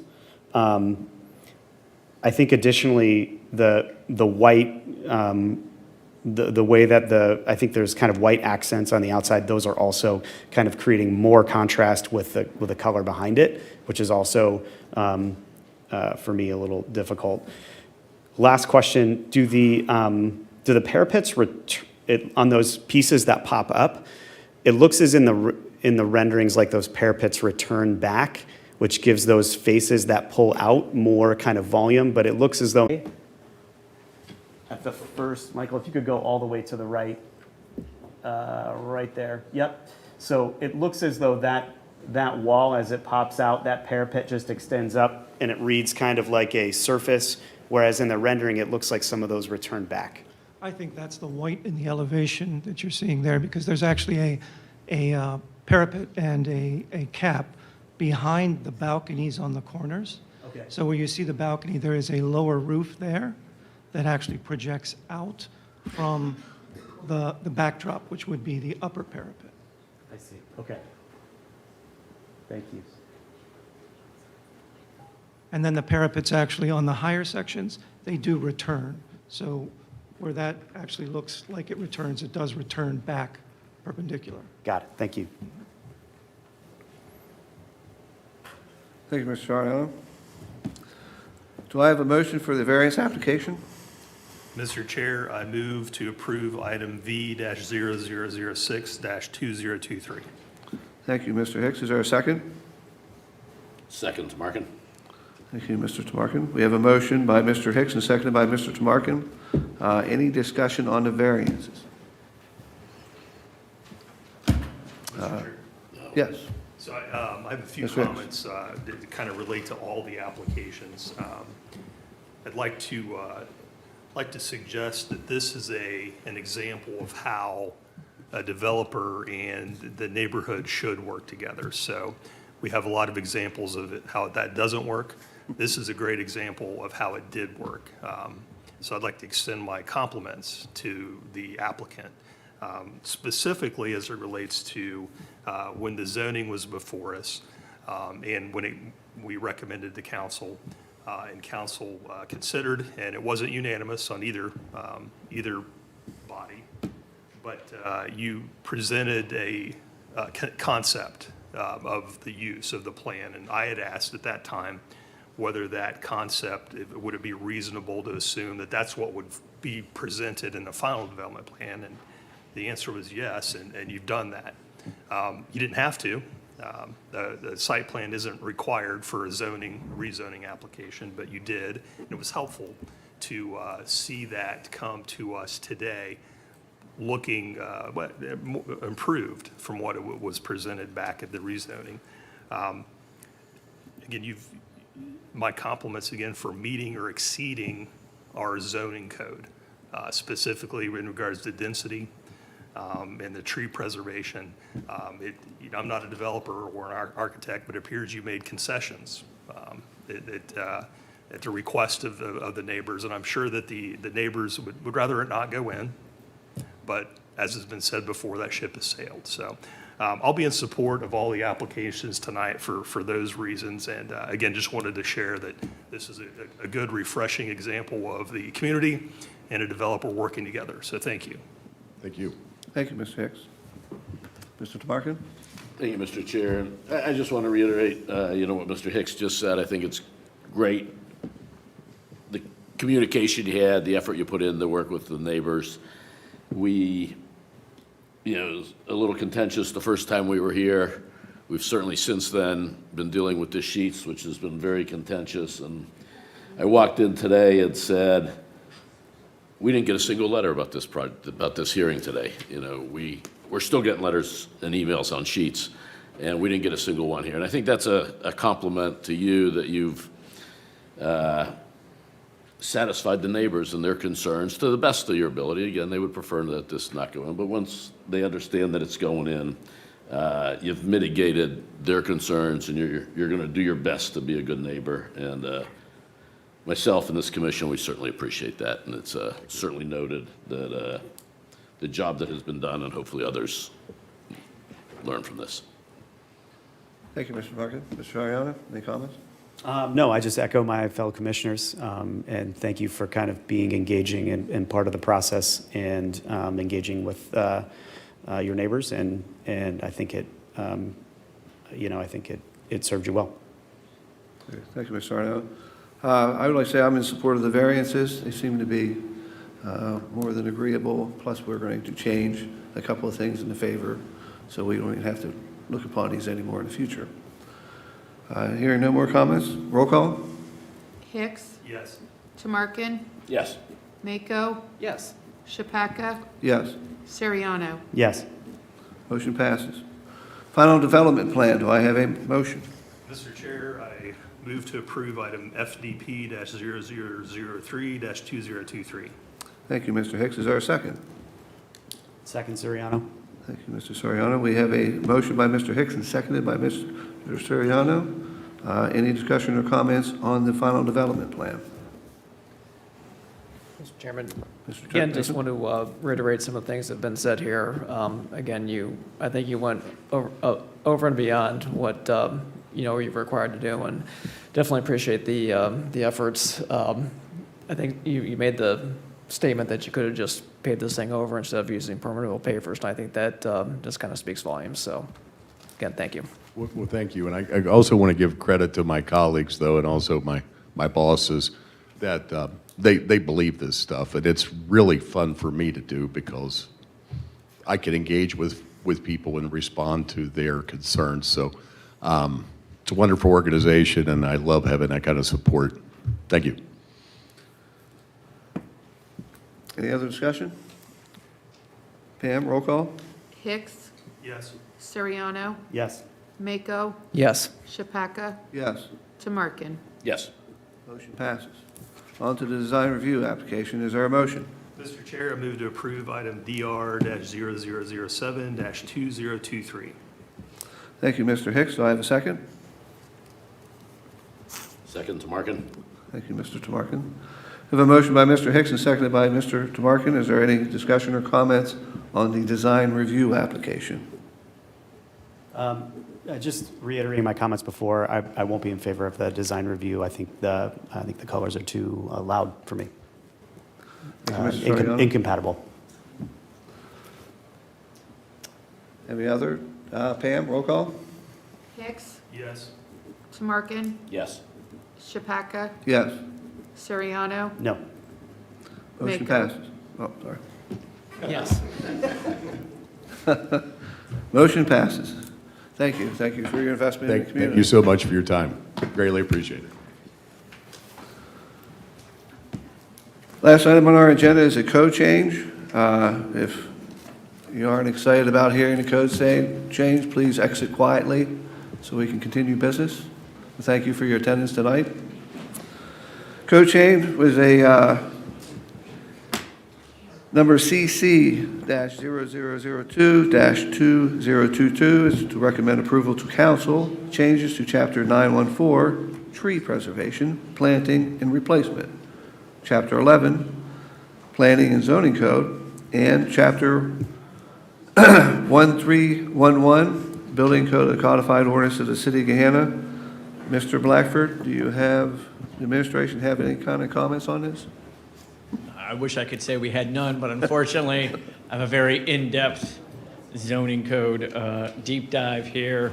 And don't have a presentation. I'm just going to be going through the staff report that you're provided with. And by all means, if there's any, at any time, please stop me and we can have a dialogue about the proposed changes. The first proposed change is to Chapter 914, which Chapter 9 and Chapter 13 are not zoning code. Technically, they don't have to come before Planning Commission, but since staff has all these changes and they're all tied together, thought it would be helpful maybe to have these changes in front of you as well. So for 914, we are adding a definition of hazardous tree and language about allowing for the removal of the hazardous tree without a permit. So there is language, 914 is a section of code that allows for tree removal, and that's really for projects that aren't going through like an active construction phase. But with that requirement, there's some landscape plan, some pretty heavy lifts that have to be done. Those can't always be done in a timely manner. So the previous tree code allowed for some removal of trees. And what we're proposing to do again is add a definition of hazardous tree and then allowing our Parks and Rec team, who that's where the city forester lies, he or she would be able to go out there, do a quick inspection, document that. And so that's a much quicker response to a hazardous safety situation. So that was, working with the parks team there to revise some code language there to address a need, again, a health and safety kind of need that allows for, remedying those situations in a timely manner. If they had to go through the permit process, it would probably take a couple of weeks because of the types of information they have to provide to us. Then Chapter 1106, the subdivision without plat. We've talked with Planning Commission, and we've had a lot of dialogue over the years. I kind of wish Mr. Greenberg was here, because he always kind of says, hey. So it looks like there's a lot of changes to that section, but a lot of that's just kind of moving language around a little bit. What that does is make the proposed changes are to make subdivision without plat an administrative decision. There's already some cases of subdivision without plats that are administrative, but depending on the lot size is what we're getting rid of. So as long as it meets code, we could approve it administratively. If there's a new roadway or if there's a variance or something required, then they would either be required to plat. That requirement doesn't change. Again, if there's a variance, we would take the variance before you. I believe the subdivision without plat section doesn't even have like evaluation criteria and that. So there's really one of those things we just kind of say, hey, they want to have 5 1-acre lots. And it's like, all right. So again, that's kind of improved the permitting process here as a result of, a few years of back and forth with these subdivision without plats. The next change, adding in a definition of the planning and zoning administrator. I believe the planning and zoning administrator is referenced 99 times in our zoning code. That's not good code, but I won't get into all that. Being that we're rewriting the zoning code, we don't even have a planning and zoning administrator position, so we are adding a definition to clarify who does those responsibilities. Next set of changes, this is again something that I think we've talked about quite a bit. All the various code sections here, 1136 up to 1147, those are all our single-family zoning categories. So I think over the last couple of years, the variance applications for sheds have been our most prominent applications that we've been seeing. So there's really two sets of changes to these sections. And one of them is to address the sheds, which it's more than sheds, it's unattached accessory structures, but 19 out of 20 times it's really a shed. It's to reduce the side yard setback. And it changes based off the zoning, but the main residential single-family zonings we have, or when I say main, maybe the ones that are most prominent are single-family SF2 and SF3. And that would be to allow a 5-foot side yard setback for those unattached accessory structures such as shed.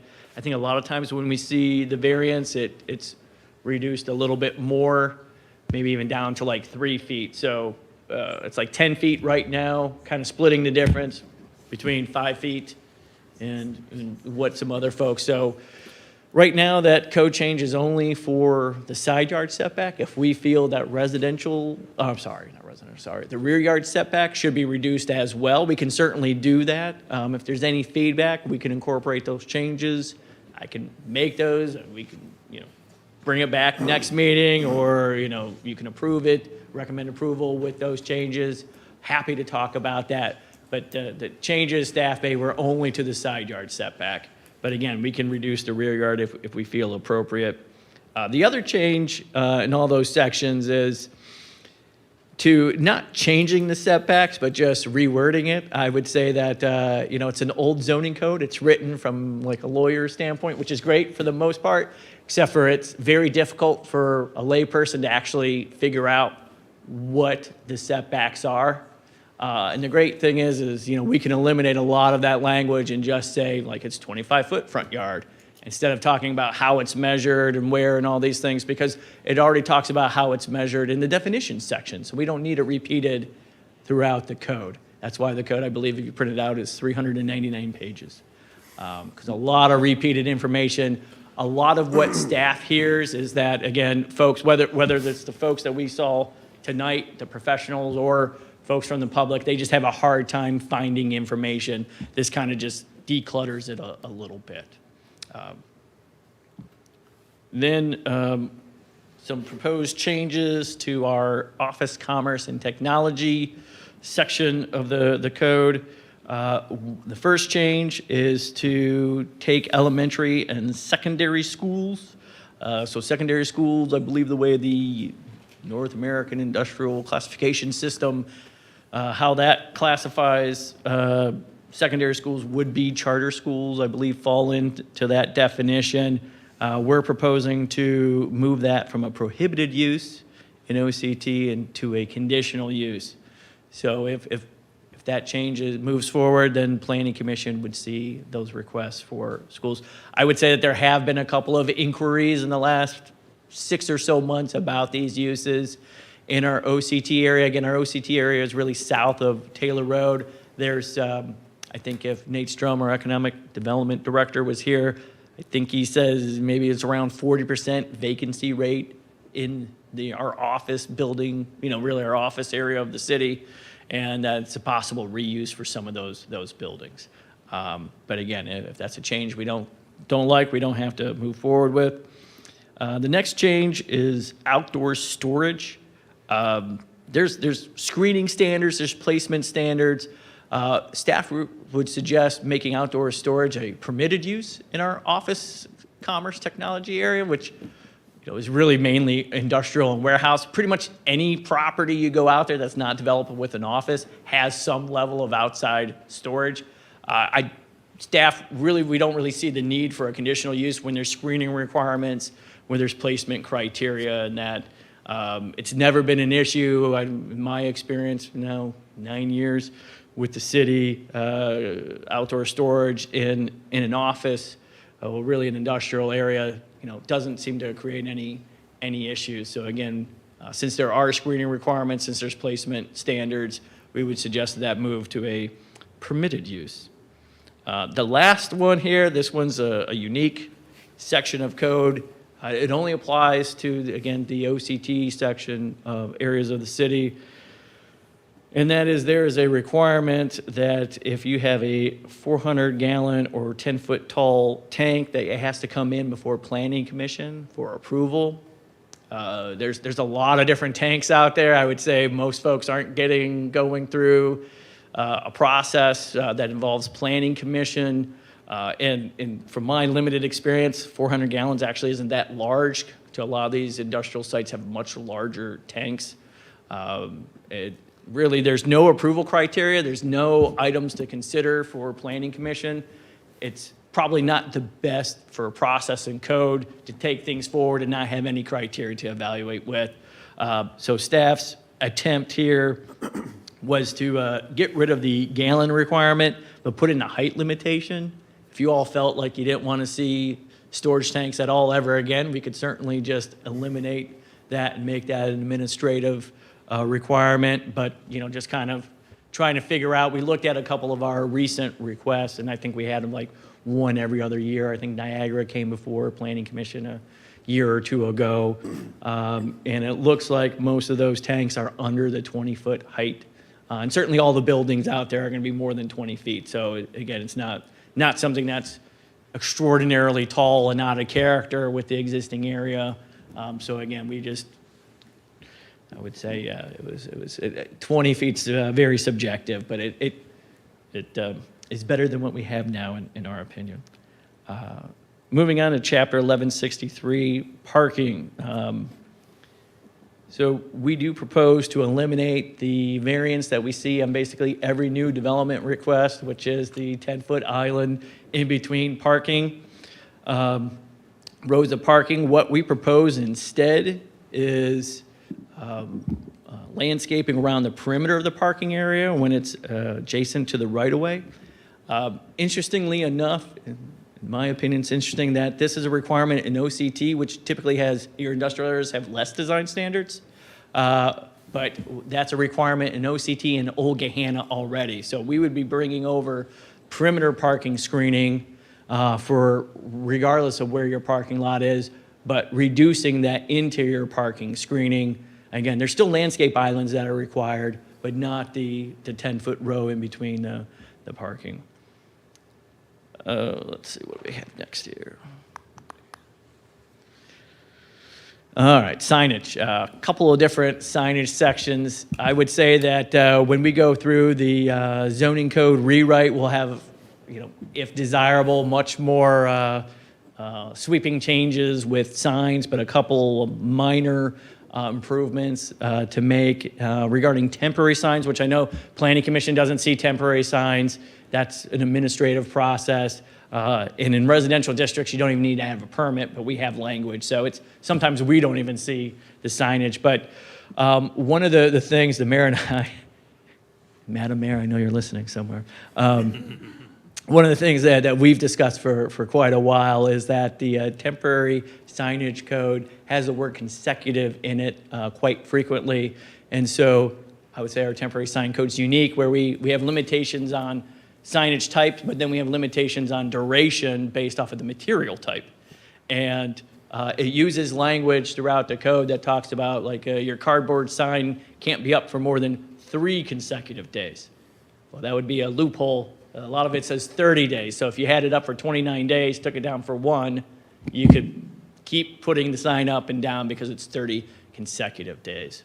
And there's no way for staff to enforce something that's a consecutive day like that. So we're requesting to remove the word consecutive, which I think is really the intent of the code.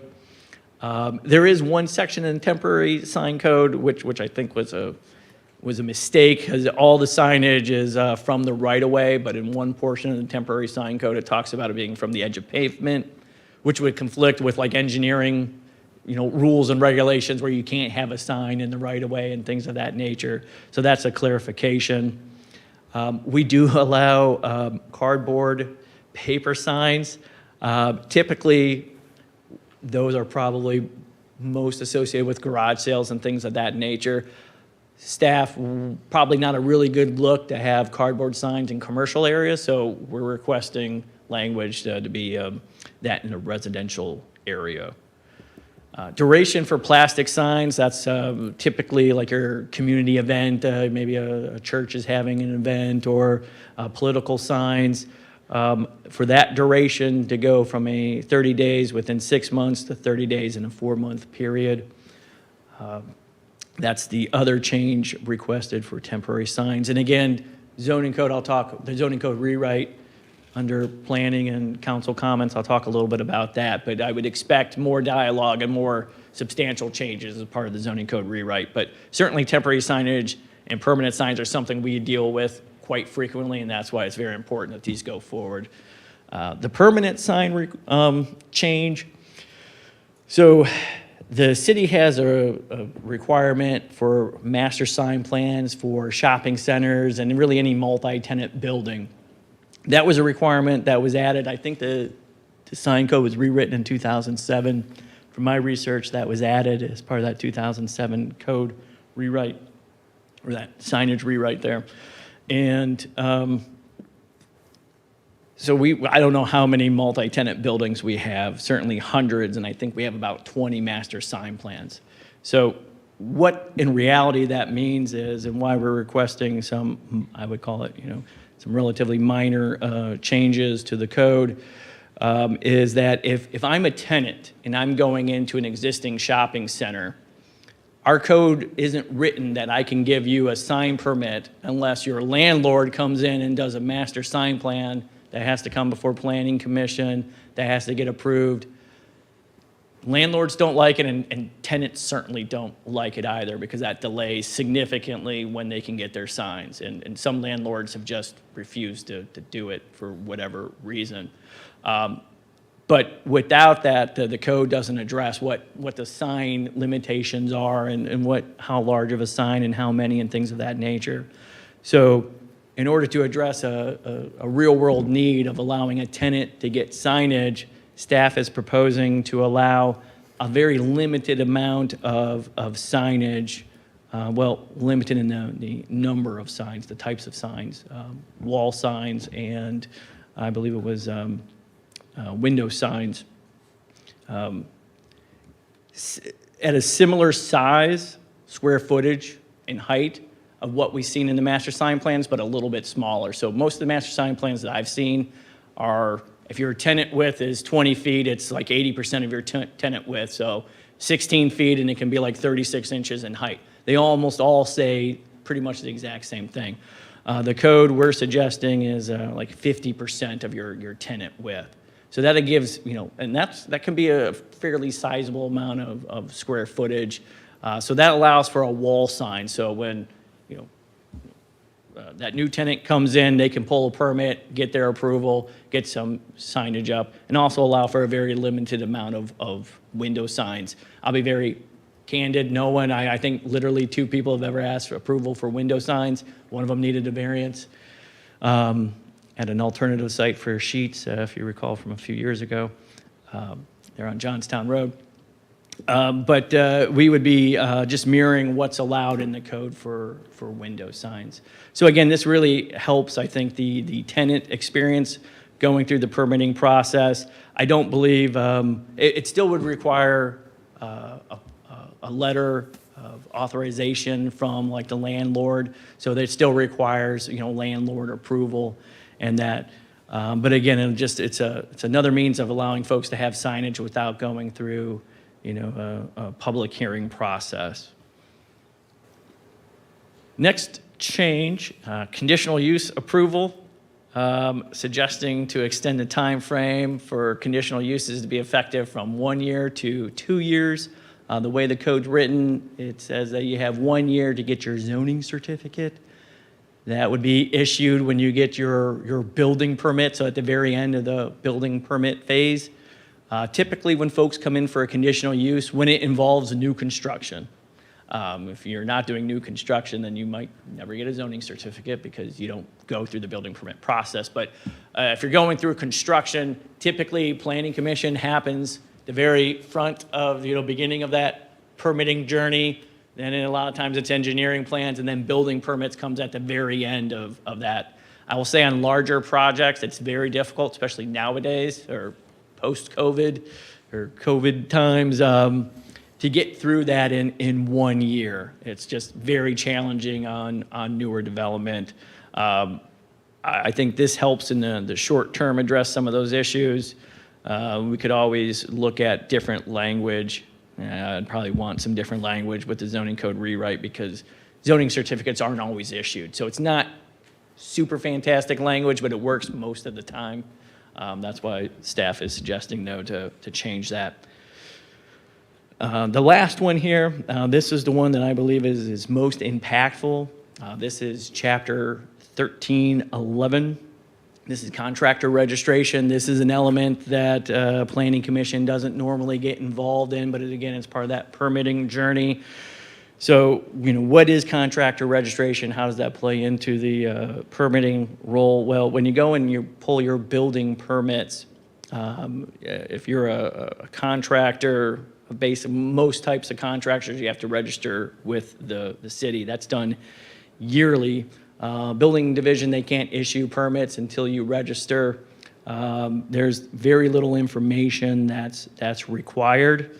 But I would say that once the building team, we started having dialogue, it's kind of like, I don't know, when I started wearing glasses, I noticed everyone who was starting to wear glasses. And once they talked about contractor registration, my ears were tuned into it. And it is every day, basically every hour of the day. And if we want to talk about how to improve permitting and, what's the value of some of the code we have and some of the processes and requirements, I would argue that this provision is one that we can maybe move on from.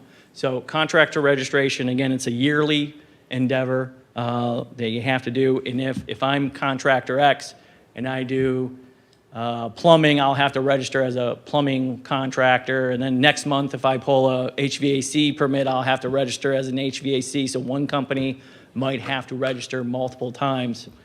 And that creates some challenges. Being that our process is yearly, your registration expires December 31st. You have to re-register. You have to have insurance. You have to provide us your state registration information. All those have different cycles in that, and so it's always one of those, like you have our permit's valid, or your registration's valid, but then your insurance lapsed, and then when you try to pull your permit a month later, type of issue, that holds up the permit, or your state registration has expired, and that holds folks up.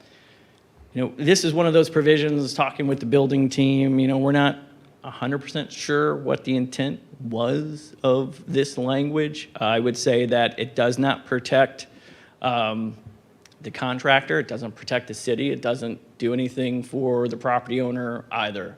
So if there's an issue as a property owner between the contractor and me, that the city doesn't get involved. That's a civil matter. So this language doesn't really protect anyone. It does dramatically affect the permitting process. And what was interesting to learn a little bit about this is that registration, it's not a, there's no test of skill involved. So again, the local registration process has nothing to do with your abilities. It's basically you fill out a piece of paper, you get your registration, then you go on and do the work. Now, since the city had this provision, and I think this goes back well over 20 years, it's our understanding the state has a requirement that wasn't around 20 years ago, and the state now has a licensing process, and that licensing process does have a workmanship component to it. And so there is testing of ability that the state does. So, whether there's a state requirement or a city requirement, obviously they still have to go through the state process and that is really like a test of skill. Our process doesn't involve any of that. There's also already exemptions built in for homeowners. If you're a homeowner and you're going to do the work, you don't have to register, which is, a fair amount of residential building permits and that. But so there's already some exemptions in there. But again, staff would say that this code is maybe, no longer necessary because of some of the state licensing requirements. And again, really doesn't provide us any information that is really necessary for, really related to building permits. And in case anyone's curious, we don't have an exact tally, but asking around some other municipalities, it looks like it's about 50-50 with communities that have a registration requirement and that don't. So happy to answer any questions about any of the changes and do a deep dive or whatever anyone would like, or go home if you want. Well, not that I want to extend the meeting any longer. So we'll start from the last one. You have conditional use, or I'm sorry, the contractor registration. It's just a generic thing that everybody that I know in our industry does. So does Gahanna has their own fee that they collect? Correct. For that, to issue a number? Yes. And on that application, is there a City of Columbus number? It says I'm registered in other places? No. So it's truly just a piece of paper saying, hey, I want to do plumbing in City of Gahanna. Here's my $35. Here's where I live, and that's it? It is. I would say that there is, if there is a state licensing requirement, I believe that they're required to put that number down because I believe the ORC says that a local jurisdiction cannot issue a contractor registration if the state requires state licensing and they don't have a state license. Forget what the question was, but. Well, it's just, so somebody should have a state license. Somebody should prove that they've done this work for so many years and is able to do the work. I think we have that on the application already. I'm looking at Kelsey, she works. They're required to give us a copy of their state license. We won't just accept a number, we need to see the license with the expiration date. So if we receive that, you're just saying we can just accept that for the city of Gahanna without actually giving them another number? Absolutely, we could.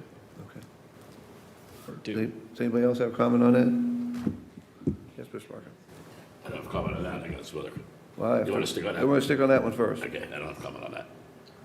So getting back to the contractor registration, is there any type of bonding requirement for the? There is not. Interesting. Yeah. It's my understanding that there used to be bonding requirements, but they haven't been in use for at least the last 6 or 7 years. There's no reference to them in our current software, so. Yeah, I'm not familiar with any requirement. That would also be between the buyer and the seller, between whoever engages the contractor could require, especially if anyone in commercial is going to require the bonding, the resident might not think of it. I know, and I'm not very familiar with bonding and when it's used and all that, but I will say that I do hear it mentioned around the office, and it's related only in the engineering process and some of their requirements and things of that nature. So it's not something that we require in the Department of Planning for whatever reason. But you're also not a legal entity in the contractor to work. Correct. The only reason I mentioned that, in previous experience running a building department, that we did contractor registration, and that was an absolute requirement for someone who wanted to come in and do work. Granted, we ran a commercial building department, but you always had to show some type of bonding, or else you were not going to get your permit. So that was really the reason for the question. Does registration, and I'm sorry, Michael, if you said this, does registration, if a contractor is licensed through the state of Ohio, right, or Franklin County, I don't know how they're licensed, but does registration require showing that licensure? Or proving that licensure, I guess. Our contractor registration process requires them, the applicant, to provide some level of state certification. I think Because I agree with the sentiment that it doesn't necessarily guarantee the quality of work. But if there's some, I'm sure, like an architect, you have to meet a certain level to be licensed. So, and you have to maintain credentials, things like that. So, I'm just looking for the recourse of how we not put ourselves at risk or put our constituents at risk in terms of what we're building. with this language in place, and our building official has been with the city in various capacities for several decades, never has come into play.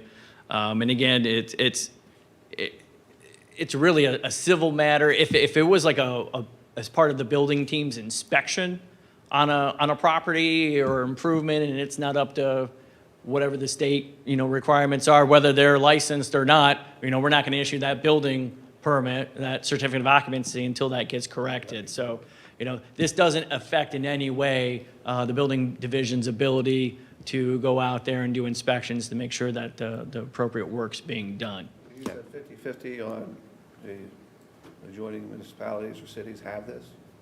Because every little community I went to, they require one. Yeah, building team has asked, they have code consistency meetings, and I know Worthington doesn't. It's what I've been told, but there's a couple other ones. They use the city of Columbus.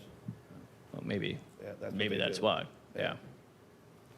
So, Whitehall does. Reynoldsburg, you have to have your own.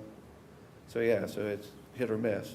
So you're saying the city of Gahanna won't require it, but the building department, when they review it, that contractor has to be licensed with the city of Columbus or state of Ohio?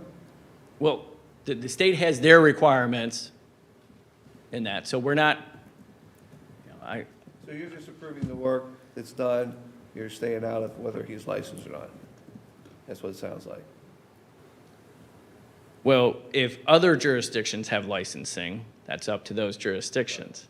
I'm saying that this isn't a licensing, this is a registration, which it's difficult for me to use the verbiage correctly because I'm not used to as much as the building folks and that. But again, this doesn't really, I gotta be careful what I say. Michael, can I interject? Please. If somebody comes in to get a permit, like, let's say I want to come in to get a heating and cooling permit to replace a furnace at John's house. I can't do that because I'm not a licensed heating and cooling contractor. So all of that goes into the permitting. This is just a separate registration, so you're on a list saying I can do business in Gahanna. So we're still checking to make sure people have credentials because they can't get the permit if they're not a licensed contractor. Is that correct? You don't have to be a licensed. Well, certain trades you don't. Certain trades you do, Yeah. right? Well, not if this goes away. To get a permit. I'm saying, separate from the registration, like, we require, if I'm doing work on somebody's house, I can't come in and get a permit saying I'm going to do plumbing or something like that, because I'm not a licensed plumber. It has nothing to do with our city registration. It has to do with, I can't contract because the state regulates that. Correct. Yes, Right. I understand. Yes. So, this is, for the trades that require licensing by the state, they still have to jump through all those hoops. This is just being on a list saying I can do business in Gahanna. Got it. That is Okay. correct. Yep. Regardless of who you are or what your skill set is. Right. Correct. So you got clear direction on that, right? Thank you. I don't fundamentally have a problem with it if it's expeditious in terms of, and it's cumbersome in terms of like administration and what we have to do, so long as like Mr. Roth said, all the, the state licensing and all that is still holds sway, like, as we look to health, safety, and welfare of people. It also sounds like we don't check anything. We take the $30 and say, you're on the list. We'll never say no to anybody, right? Well, correct. You just take, There's Fill out the no, form, there's pay the no, yeah, I mean, it's fill out the paperwork. pay the fee, and you're good to go. There's no, Looking at the code section and everything, and, it even says, we're not testing and that, so, there's again, no the state scrutiny of does the those. list. Correct. We don't really have an ability to do that. I would say that would be an extremely slippery slope if the chief building official was to start doing that. So it's probably not really good language in the first place, to leave it up to the discretion of an individual to grant those approvals and that. Thank you, Michael. So the conditional use, move on to the next item, conditional use approval from 2 years in lieu of the 1. Can they file an extension after 1 year? Or pay a fee for an extension, or? They would have to file a new conditional use application and It has come to be back all- through all- the process again. Correct. That seems like, this day and age, how long projects take to get started and get in line? Yeah, I can't, I've been supportive of that. I can't tell you the last project that, I In mean, 1 it's year? taken 1 year, yeah, so I totally understand that. And I would just add that, not to cry, too much about it. It's very difficult when you approve something and then a year or 12, or not 12, sorry, 16 months later, try to go back and see, because the folks who are involved in the conditional use, that are in this room aren't involved in a lot of those other steps and all that. So it's a tricky one to kind of, really enforce well. Right. And what would be the loophole if, loophole isn't the right word, but someone gets granted a conditional use on a contentious project, which then takes longer than a year to construct, which then they would have to reapply for a conditional use without the same, potentially same board members or something, and that gets denied. I mean, And in then what? theory, then it could possibly be, mid-construction, Yeah. something along those lines, so that would be a challenge. Is the deadline for 1 year to start construction or to finish construction? The zoning certificate, that's something that, again, it's not language that we would create today, but that zoning certificate, is really part of the sign-off of occupancy for a building. Short. So 1 year is very short. Yeah. I thought it was for the application, just getting the Yeah. application in. I mean, but I guess the challenge with that is that there's building permits, well, they expire after a while, but if they sit, with no activity, but if you're working on it, there's building permits that have been out there for years.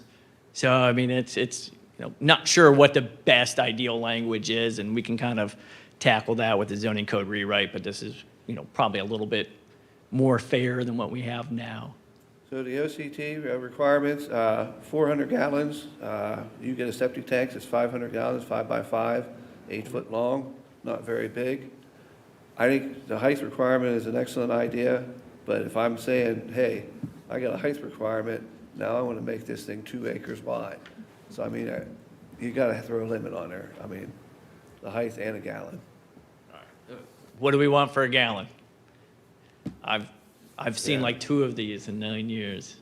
Well, there's probably a couple other ones out there. Well, the height is good, but it's just that leeway of, 2,000 gallons, because I mean, that's 2 pretty good sized family homes, tanks. Yeah, I like it. That works for you all. We can add that. Did anybody have anything on the signage?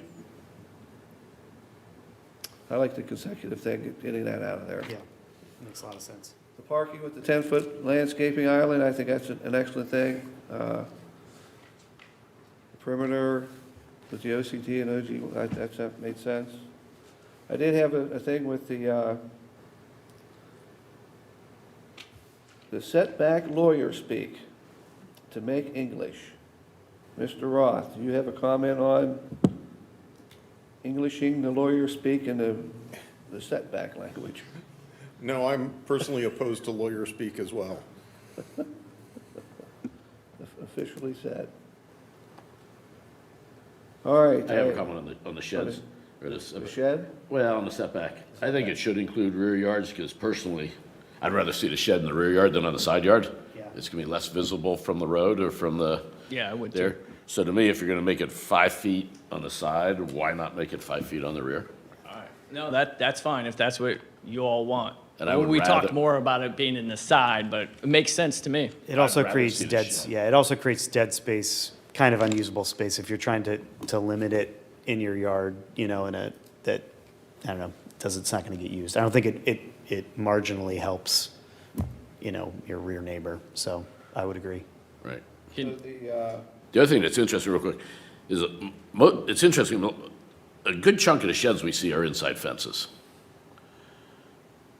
You know, and the fence is correct. pushed Yep. further back than the 10 feet. just so you can clean behind it, Right. is my pet peeve. So the shed itself, is there a clarification for corner lots in your proposal? Corner lots? No, meaning no, but it something doesn't this address size, two sheds fronts? for corner lots. So no clarification in there, we're gonna see all corner lots with a shed. Well, yeah, I don't know what the fix is. What would you want to see for a corner lot? Because you'd be allowing it in basically the front yard. So that should come before us. So Which would then allow in a front yard and a non-corner lot? You could write it specifically for corner lots. I'm not sure how to, you know, what that code language would be.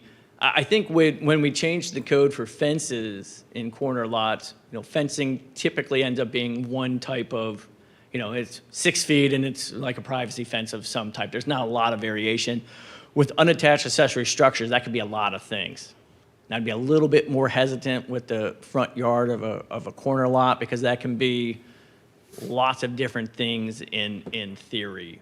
Typically, it is sheds, but, you know, it could be other improvements as well. And I know this is probably, I don't even know if this went to planning commission, but I think one person may have put like a hot tub in that area one time. And, you know, you know, there's some odd things that could potentially go in those areas. And then to have that in the front yard, you know, I'd be a little bit more hesitant at this point, but we can do a deeper dive if you know, I think that's something we should try to address. But that's probably more of the zoning code rewrite than, you know, this change. All right, so that gets us to the hazardous tree. So who declares a hazardous tree? I mean, is it somebody, does a neighbor call on another neighbor and say, hey, there's this tree leaning over my property and it's gonna fall on my dog one day? It call could. you up and the city would come Sometimes out? it's, and I think usually it's our folks in parks, and when they reach out to us, I think a few times it's been in parking lots or over sidewalks where that hazardous tree has been located. But if we declare it a hazardous tree, the city and parks is declaring that. They have to go out and verify, yes, that tree is. Yeah, I believe typically it's the city forester. She has that background. She goes out there, does an examination, agrees with the property owner. It's always, usually the property owner who's requesting to take that down. More public right of way, or is it over properties adjoining? If it was in the public right of way, we would have jurisdiction over that tree. But if the tree's next to the sidewalk, but it's on the private property side, you know, that's where we've seen a few of those. And I know there's been in a couple of parking lots as well. And technically, you're not supposed to be removing a tree from a parking lot. I guarantee you it happens because they die and things like that. Another one. So is that something that was other city municipalities have, or is that a new thing? I'm not that familiar with tree codes, although I do have the City of Columbus meeting tomorrow with them. They're reaching out to talk to me about our tree code. So I think maybe we're a little bit different than some other jurisdictions in that. But again, that's really more of a Parks and Rec activity. But you know, the hazardous tree, that definition came from them. I forget which manual they look at where they pulled that out of. So, any other discussion?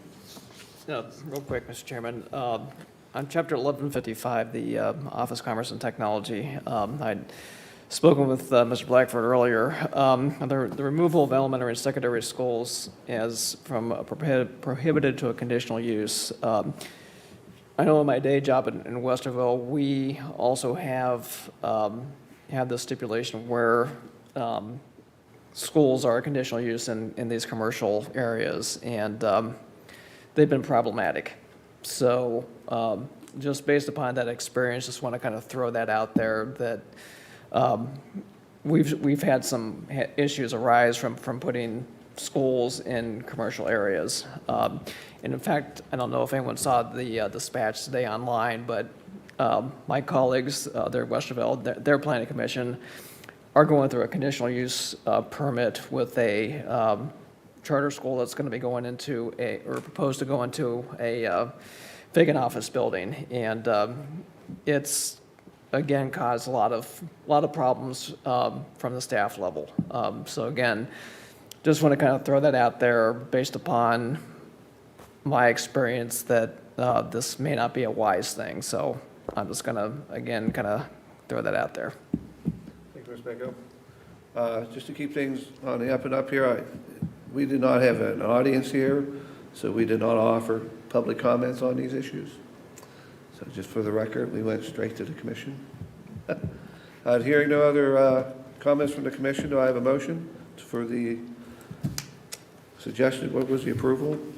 The recommendation of. And just a question, the recommendation to council would be inclusive of all of what we just read through without modification? Yes. Until we clarify it more, but yes. Okay. Mr. Chair, I move to recommend item CC-0002-2023. Thank you, Mr. Soriano. Is there a second? Second, Hicks. Thank you, Ms. Hicks. There's been a motion by Mr. Soriano and seconded by Mr. Hicks. Any other further discussion? Seeing none, Pam? Just real quick. So when we say without modification, so something like, where we kind of, I think we agreed to do the 5-yard setback on the shed in the backyard instead of the 10. That is a modification if we're gonna. Right. If we're So gonna make that. that was the reason I asked, because I almost feel like I want to say continue it, but Yeah, so- we maybe seeing those, again, Michael, you offered to kind of get input, take that into consideration and bring it back.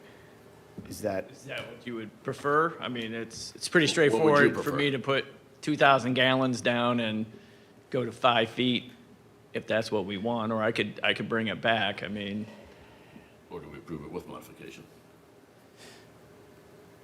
Yes, because I think I'm curious how to read that into the record. We went through a litany of modifications, right? So if we were to do that, Yeah, I think it needs to come back.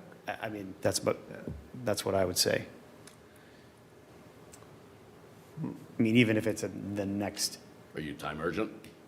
I wouldn't be here if they weren't, but yeah, we can come back. I mean, I had 2,000 gallons and then changing a couple of designations to 5 feet. But if we want to see it again, obviously, that's certainly what we'll do. Well, like based on Mr. Meso's comments, like I don't know that I would support removing elementary and secondary schools from prohibited use in office commerce and technology. That's why it's zoned office commerce and technology. So, like we could add that to the list. We can debate it some more.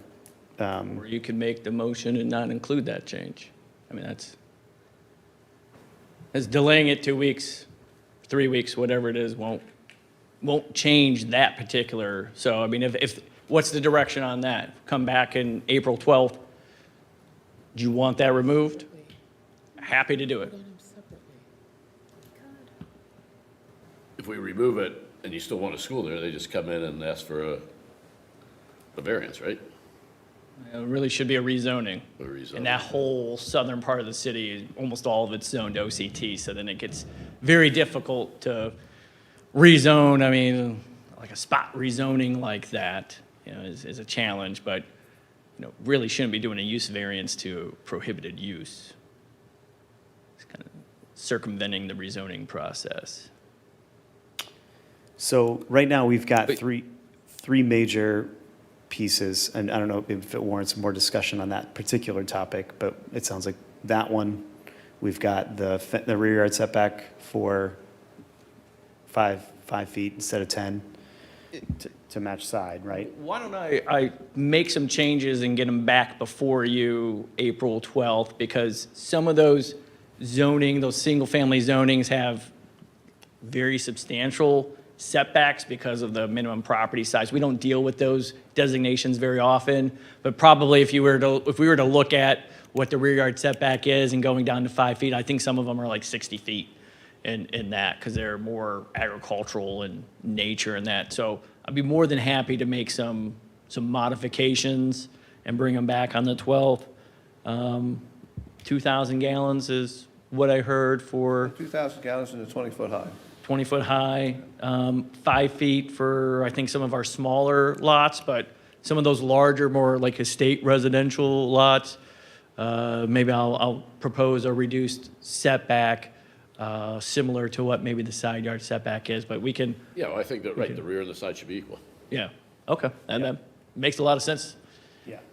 to me. Michael, I mean, all I'm saying is if we're motioning this approved as is, I just want to make it the most, certainly don't want to slow up the process and agree with 90% of these things. It's So, way more important to do it correctly than expeditiously and that. And so 2 weeks, 3 weeks, whatever April 12th is, that's great, and there's no issues. Mr. Chair, I will withdraw my second of the motion. Mr. Chair, I'll withdraw my motion to recommend, Very good. and then motion to continue to April 12th? Postpone. Postpone.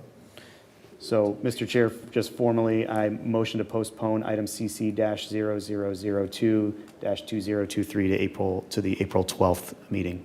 Thank you, Mr. Sarnia. Is there a second? Mr. Hicks?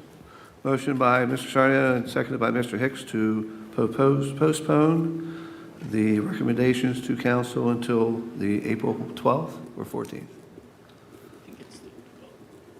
12th meeting. Any other discussion? Twice. Hearing none, roll call? Suriano, Yes. Hicks, Yes. Mako, Yes. Shataka, Yes. Tamarkin. Yes. Motion passes. Thank you for that exhaustive analytical research of stuff people don't read. Any unfinished business? New business? Official reports? Assistant City Attorney? Nothing at this time, Mr. Chair. Thank you. Take us home. Planning, Director of Planning. Yes, thank you, Mr. Chair. And this is really under comments for Director of Planning and for City Council last week.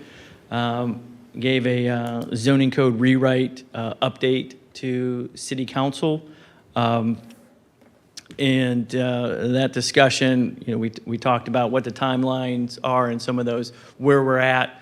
And where we're at, I think we're on about 5 or 6 drafts. I think Maddie was able to give it a really thorough look through, and I've seen it several times. I'm optimistic that the next draft we get we can share and have some discussion.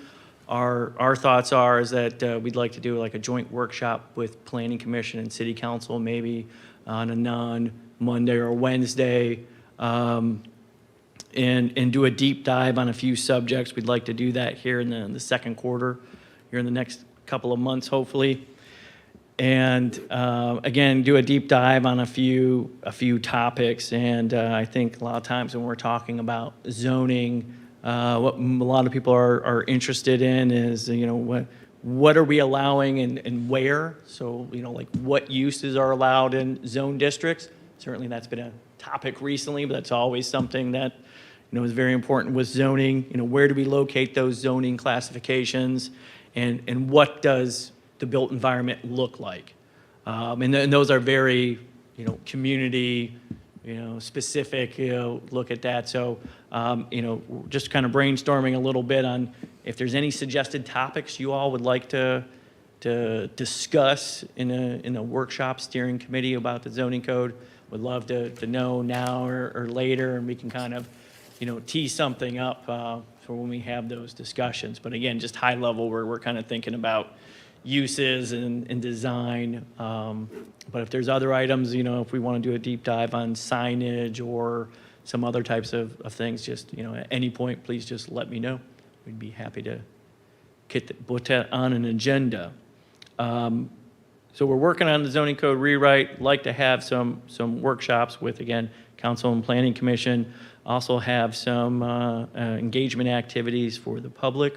We're targeting perhaps like an event at Creekside to get some different kind of folks' involvement and input on some issues there. Hopefully coming back in summer and fall with Planning Commission with a more refined document with approval later on this year, before the end of this year. So, yeah, some things have been going on behind the scenes, but it's as the mayor said, and I agree, it's extremely tedious rewriting a zoning code, even with an excellent consultant. Our current code is 399 pages, I think, if you go to print it out. That's pretty lengthy in that. So I think with some modernization, we have more tables, more images, less repeated, information throughout the document. One of the goals of the document is to have things be a little bit more user-friendly, a little bit easier to find information. I think that's one of the things we really struggle with our current code and that. So, yeah, that's an update. Thank you. Thanks, Mr. Blackford. Nothing from the mayor or the chair. Any correspondence and actions? No, sir. Poll members for comment. Mr. Hicks? Yeah, thank you, Mr. Chair. I'd like to remind the Planning Commission that this Thursday is the State of the City address. It'll be held at the 825 Tech Center Drive location. The doors are open. It will open at 5:30. The program will start at 6:15. That's my only comment. Thank you. Thank you. Mr. Mako? None, Mr. Chair. Mr. Soriano? No comments. Thank you. Mr. Parkin? No comment. The only comments I have is the comments that I received from the city council about the job that we did at our last meeting. They were very proud of the work that we did.